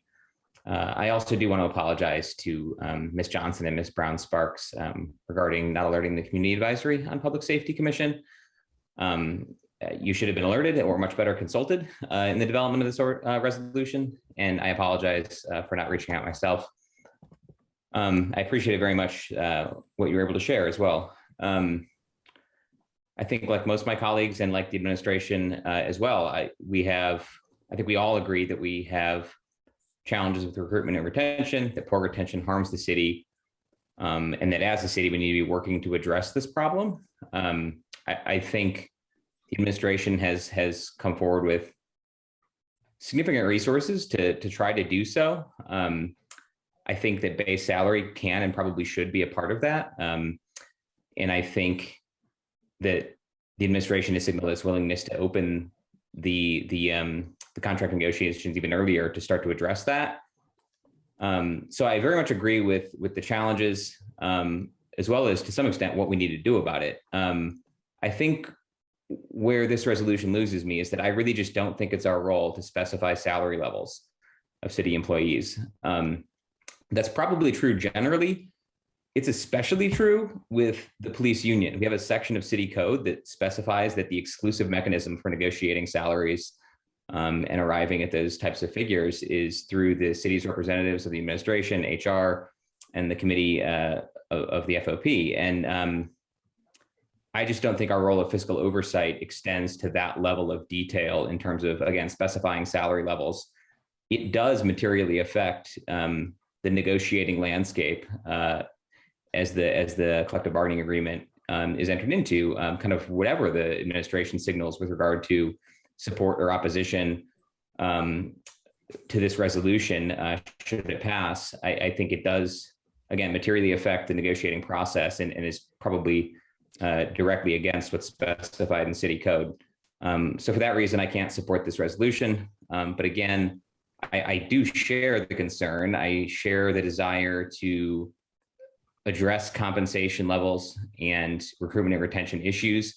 I've asked for additional data and questions in the budget process related to that, trying to learn more as well. And I very much appreciate all the information we've received from the administration, from officers looking at that. It is indeed very complicated with a lot of different parts. And I think this body isn't the best suited entity to be specifying the salary levels. So I'll be voting no tonight, but I appreciate all the work that's gone into this, as well as the motivating sentiments behind it.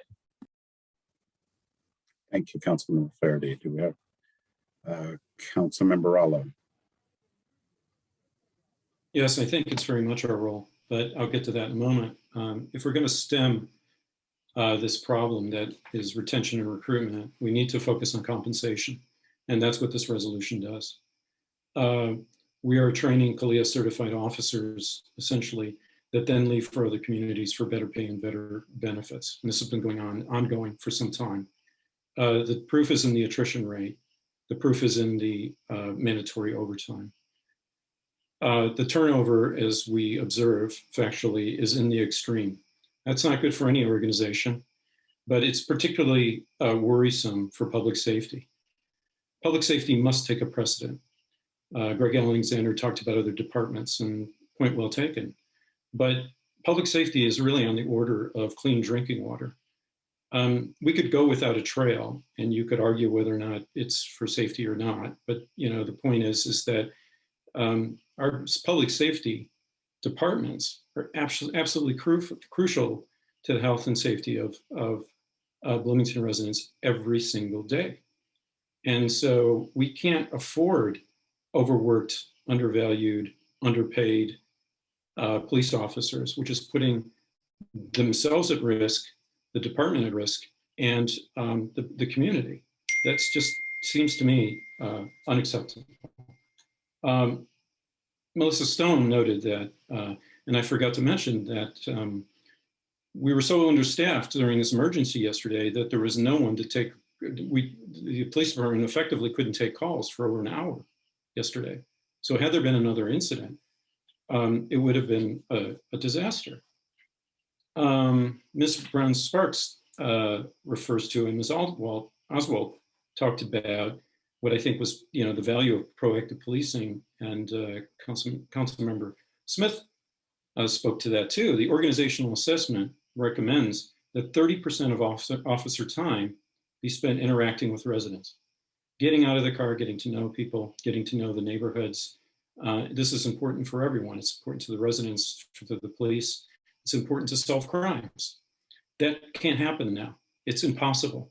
And so we're hamstringing officers from doing a vital part of their job. And I think it's a disservice to our community to not have proactive policing. But that's what we have built into this particular budget. $5,000 raises the base pay floor. It will result in a more competitive salary, no matter what data you use.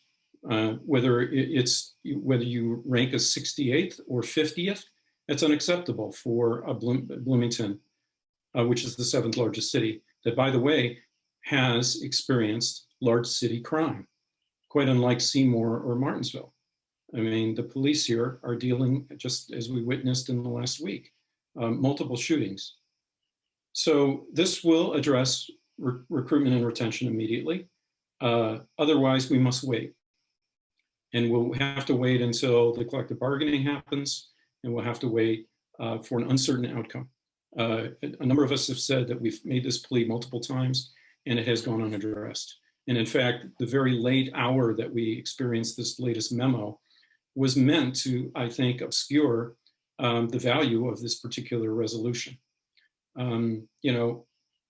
Well, it came, but it came in the 11th hour before many of us could even read it, because it occurred minutes before the meeting from the administration.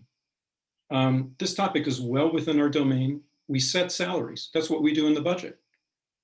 We also do this within the budget process. Just last year, we pleaded for salary increases for living wage for various members of our staff.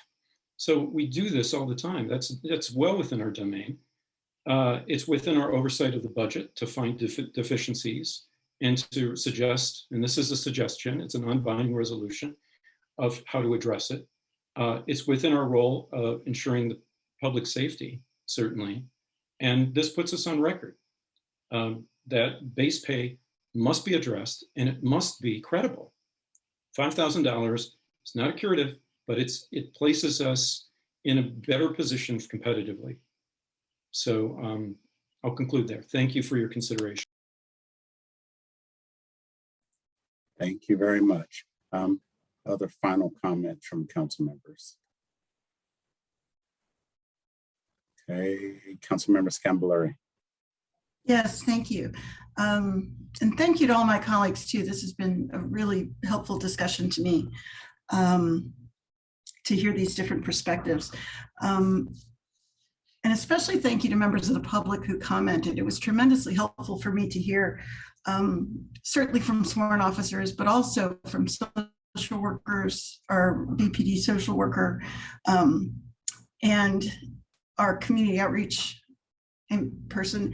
And also it was helpful to me from Ms. Brown-Sparks to hear the perspective of someone who is in a law enforcement officer's family. So thank you for that. I want to go back to some of the things that have been shared with us by the administration and then talk about how that has informed my thinking on this. The administration has said in various settings, outlined the things we need to pay attention to in regards to this issue. I think there's consensus that we have issues with retaining good officers, but the need to recruit sworn officers, retain sworn officers, and intentionally invest in non-sworn officers, so our social workers, community resource officers. And administration has indicated on several occasions that we need to do all those things equally every year. We need to stay after them. I'm inclined to agree to a point. I do think we need to attend to all three of those things. Where I disagree is that I think we need to adjust our emphasis from time to time, depending on what the needs of a given year are. And I think this year is one such example. The second argument is that council is getting out of its lane by inserting itself in contract negotiations. And some people I respect a great deal on staff have expressed their concerns about that. And I take that very seriously. So thank you for that. In the end, I come down to looking at the language in this resolution. The Common Council hereby expresses its support. Doesn't require, it's not an ordinance. It expresses its support for an approach to recruitment and retention. And one of the reasons I asked Mr. Rooker, what are some of these triggering events? I wondered if a resolution like this would inherently trigger the reopening of a contract or something like that. And it doesn't have the power to do that either. I think the health of public safety is a fundamental function of government, and the health and welfare of that department is important to us. So I think topically it's relevant. I don't think this particular action would take us out of our lane. So that's where I am on that. I also want to acknowledge and applaud what the mayor has done in setting aside $250,000, and that's now $500,000 in ARPA funds for enhanced recruiting efforts. I think that's a great idea. And I think there's a fundamental difference between one-time assistance and base budget investments. There just is. And I appreciate the graph that Mr. Rooker shared with the different comparisons. And what struck me in all of that is we can argue about what's the closest to apples we can get. In none of those three graphs did we even break out of the bottom third. Okay, we aspire more than that as a city. We don't aspire to be stuck in the bottom third. We want to be a good employer. We have argued about living wages and family leave in recent years. Certainly, we want to be a good employer, and we have heard about the impact on officers. What was particularly compelling to me, though, is we have specific ambitions for public safety in this city. We want investments in non-sworn officers, and we want to be intentional about growing that function. We also want proactive policing. The Novak report suggested 30% of officer time devoted to that. We're not even in that zip code. We're not even in that zip code with our current levels of staffing and with the need to continually recruit new and train new. If we want proactive policing, if we want the kinds of qualities of law enforcement, we have to make an investment in that. We have to fight this recruitment and retention issue, or I don't see a way of it getting better. So public safety is critical to what government does, I think. This non-binding resolution isn't enough to trigger a negotiation or reopening a contract or anything like that, but it does stress where we believe council can make a difference and where budget can have an impact. And I think that's a worthwhile thing to do. So thank you to the sponsors. I'll be supporting this tonight. Councilmember Scrambler, do we have any other final comments from council? Councilmember Piedmont Smith. Yes, thank you. And thank you to every single person who spoke during the public comment. I appreciate all the input. I'm going to be supporting this tonight. I think we have gotten to the point with our police department that it is an emergency situation. Retention is very poor, morale is very low, and these are dangerous factors when we are talking about people in the public safety profession. I want to emphasize, however, that police is only one aspect of public safety.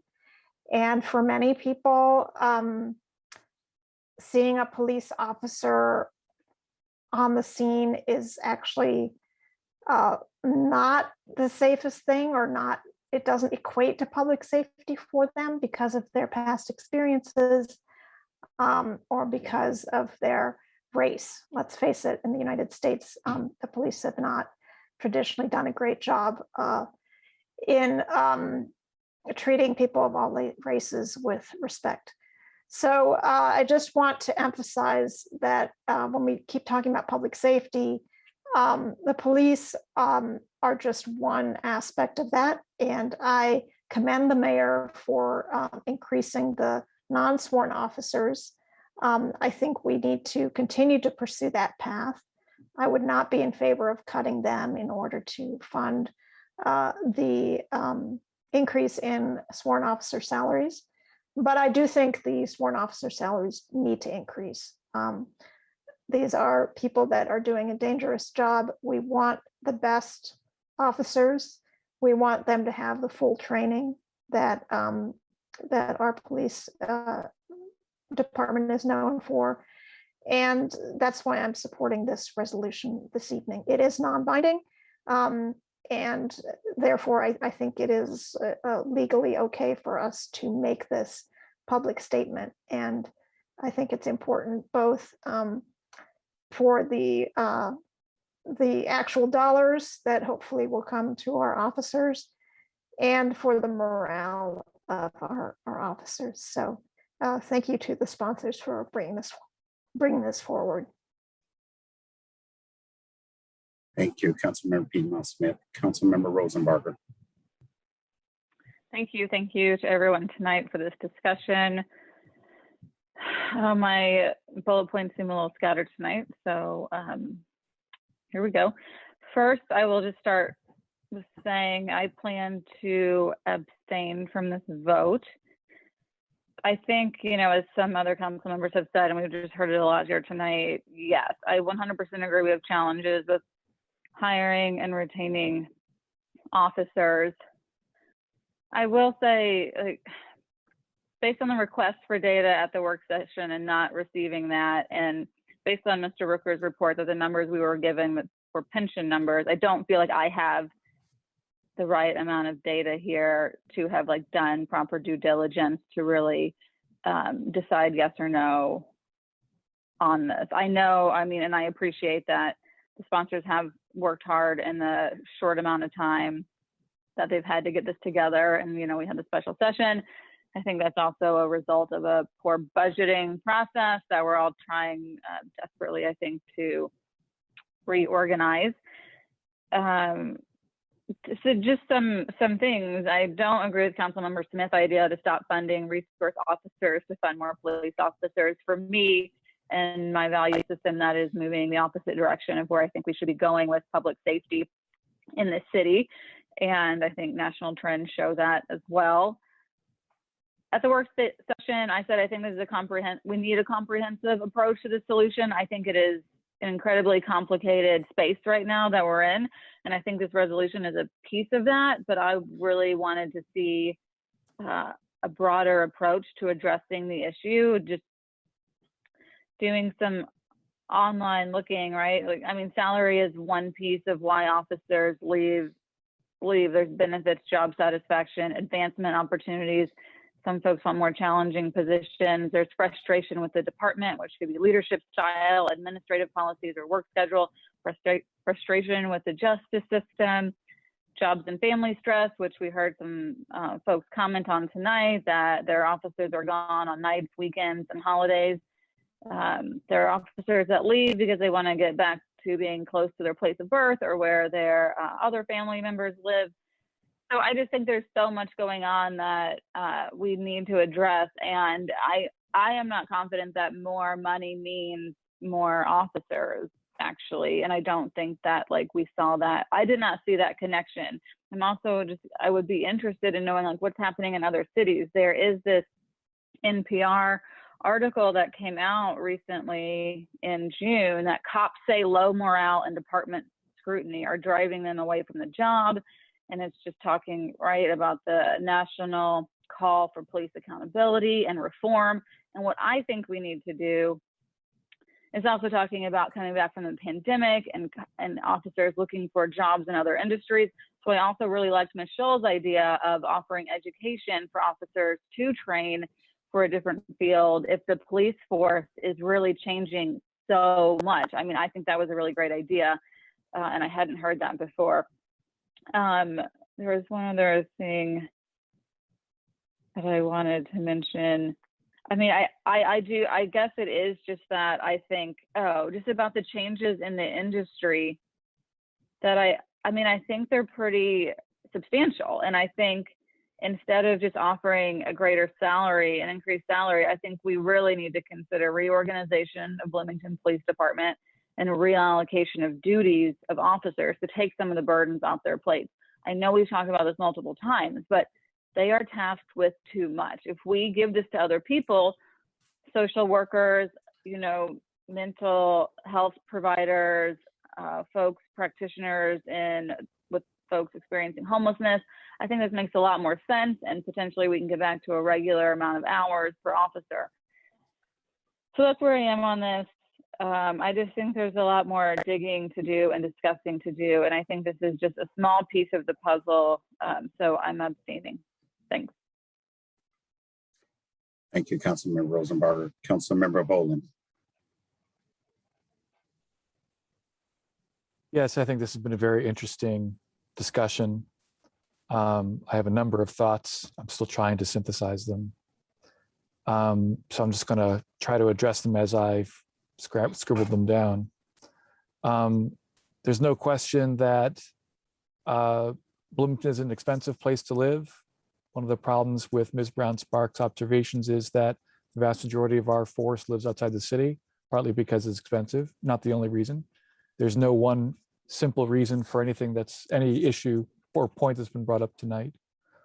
I don't really think that salaries or their negotiation is the biggest issue here. It hasn't been for me all along in the discussion of the right way to manage the police.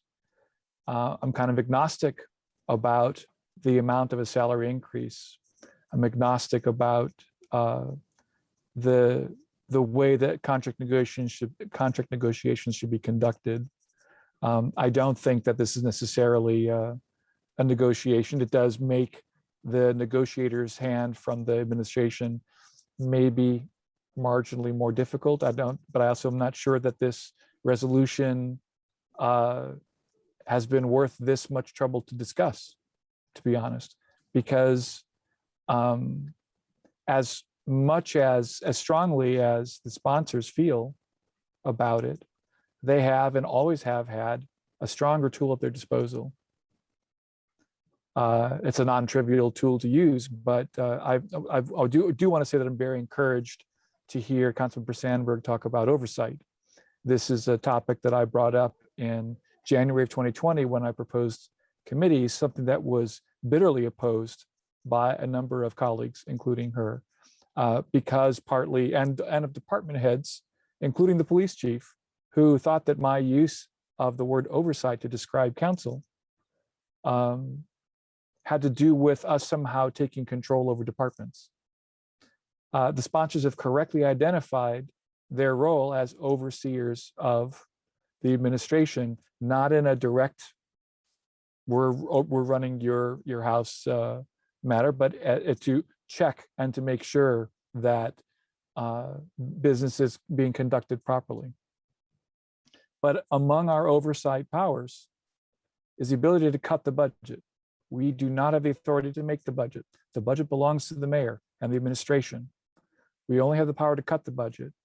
But I think that if the sponsors were serious about this, as serious as they are, let me apologize and say that I certainly believe that they're serious about this. I know that they've been concerned about it pretty consistently for a number of years. And I also want to say that I believe that members of the police union have been consistent in their advocacy for better pay in the past 3 years. They're not making things up. They're not making outrageous, unfounded accusations. But the real action here is to cut a portion of the budget in order to force the mayor to make hard decisions. It's not something that I recommend with any kind of joy. It would be a hard thing to do. I kind of don't blame the sponsors for not being willing to go that far, but I am just not sure what this resolution does. I mean, from another perspective, I have to say that we don't benefit from having a police department only to deprive them of sleep and rest. This was the very issue that I discussed tonight in Committee of the Whole about everyone having to attend meetings that go long. So I frankly would be hypocritical to not support this resolution. But frankly, it doesn't go anywhere near far enough. If the council were serious about their power to oversee, they would move to cut the budget. That is the only thing that will make the administration sit up and listen. Cut some other part of the budget commensurate with the amount that you'd like to see the police budget increased. That's not negotiation either. It would be acceptable. The council has that power. Mr. Rallo is absolutely correct about that. We have the power to oversee. The council hasn't left its lane. It hasn't entered the lane. It's sitting on the shoulder, idling.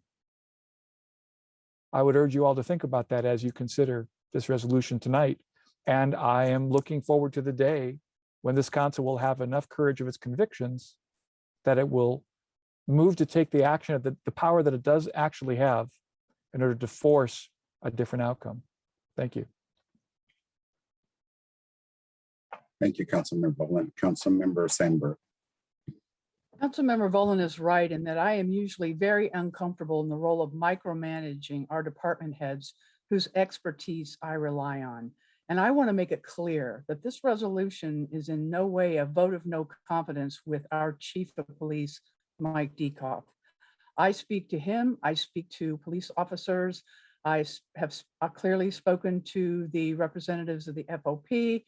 I've met in the community discussions that the police department have hosted. I attended 2 of them recently.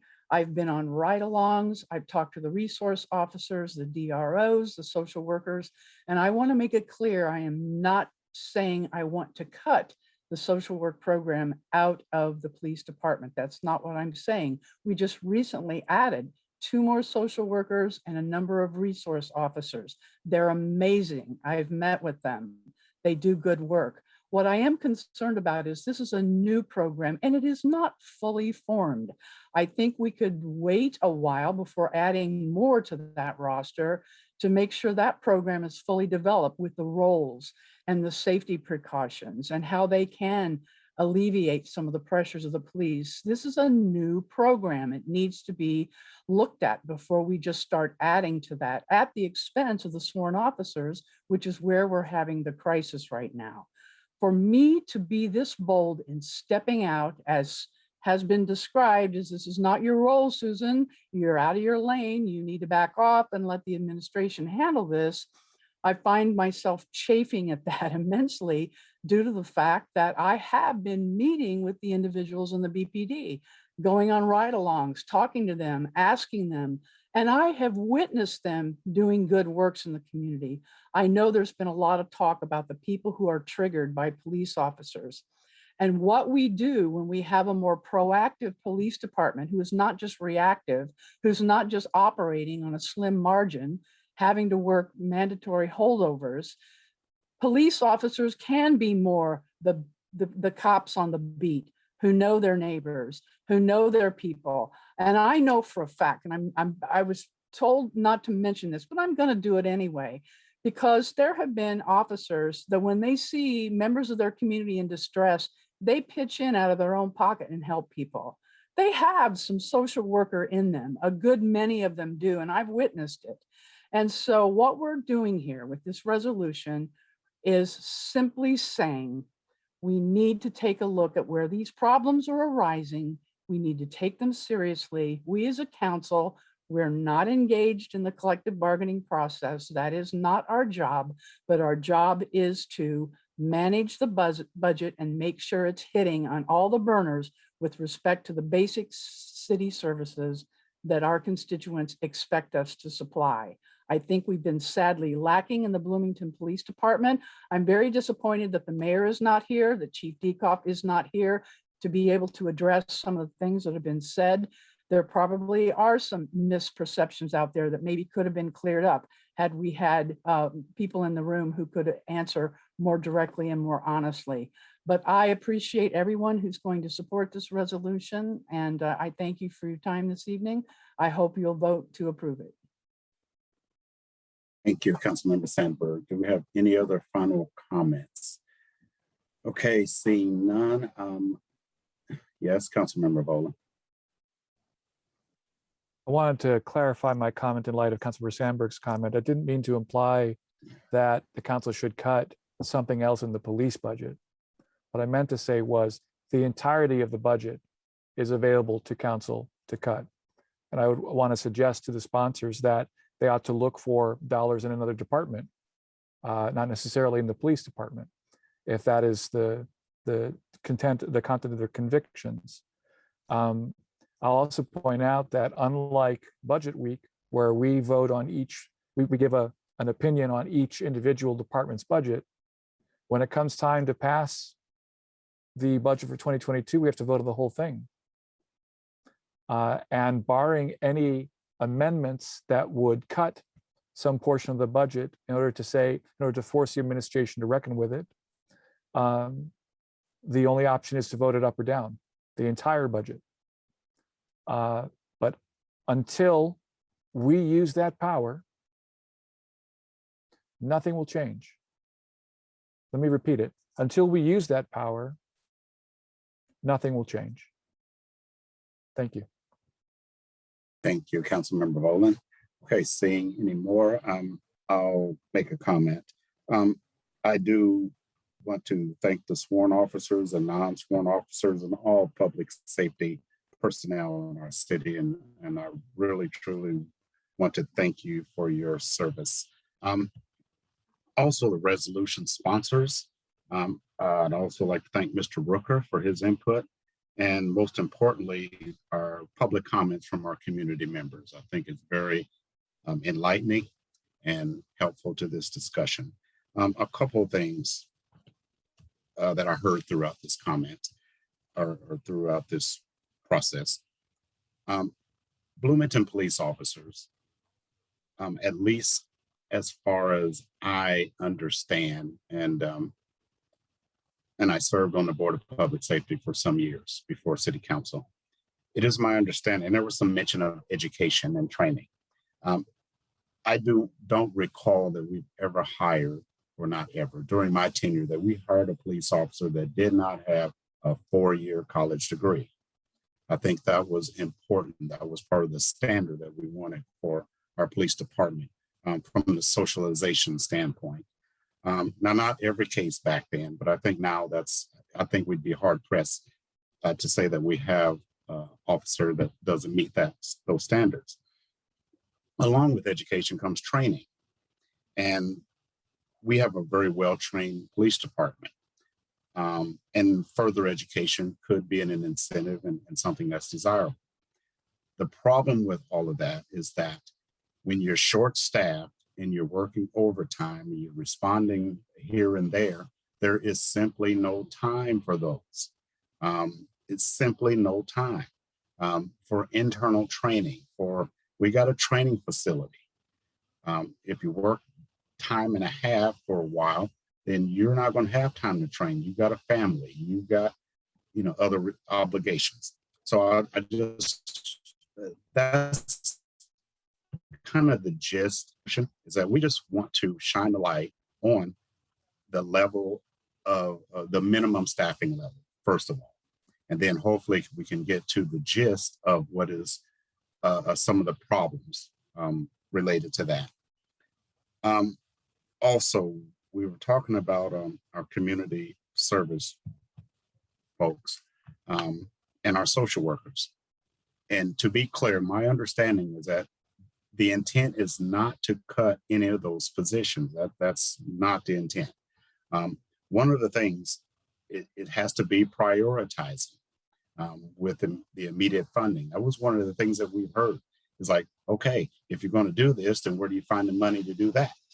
Well, then we're forced to kind of look at things. I'm not so sure how realistic some of them are, but they're practical. Like one of my colleagues said, one of the problems or one of the issues with the social workers and non-sworn staff is that we're still developing, we're still baking what those responsibilities are. What do we really want from them? What situations are we putting them in? For an example, we've heard noise ordinances and how that could turn into something else. I just think there's more time to develop that program. I have full intent to fully fill all of those positions. I think a little bit longer term, they are effective, they are necessary, and for some of the reasons that many of you stated, to alleviate some of the responsibilities and some of the duties of our sworn officers. I can foresee that happening in the future. I'm not so sure in the immediate future if that's the case. So it just needs more time to bake, I do think. I want to thank Councilmember Flaherty for discussing in a little more detail the Bloomington Municipal Code. And it makes sense. I will not totally agree in this aspect, is that we are not negotiating, or is my understanding, this is not negotiating. This is non-binding. I think the dollar amount, I don't want to say arbitrary, but it could have been $1 million is what it's saying. It really has no effect being that it's non-binding. But what it does do is get the attention of folks to understand that this is serious. And I think we all are. And I think that was the implications of that. This is tough.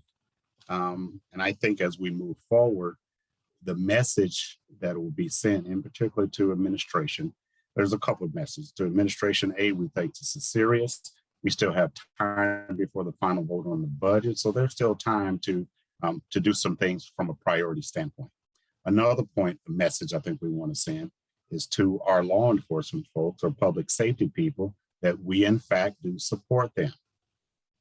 That is one of the, if you talk to police officers, money is just not the only thing. The base salary is not the only thing. There are some other issues that we'll have to deal with on down the line. But it seems to me that bringing light to this base salary issue is the place to start. And I hope everyone can begin to take this serious. I'm not about micromanaging, and I won't get into the debate on overseeing, on what that means. You know, it's kind of like the other issues we were talking about, defining a reasonable time.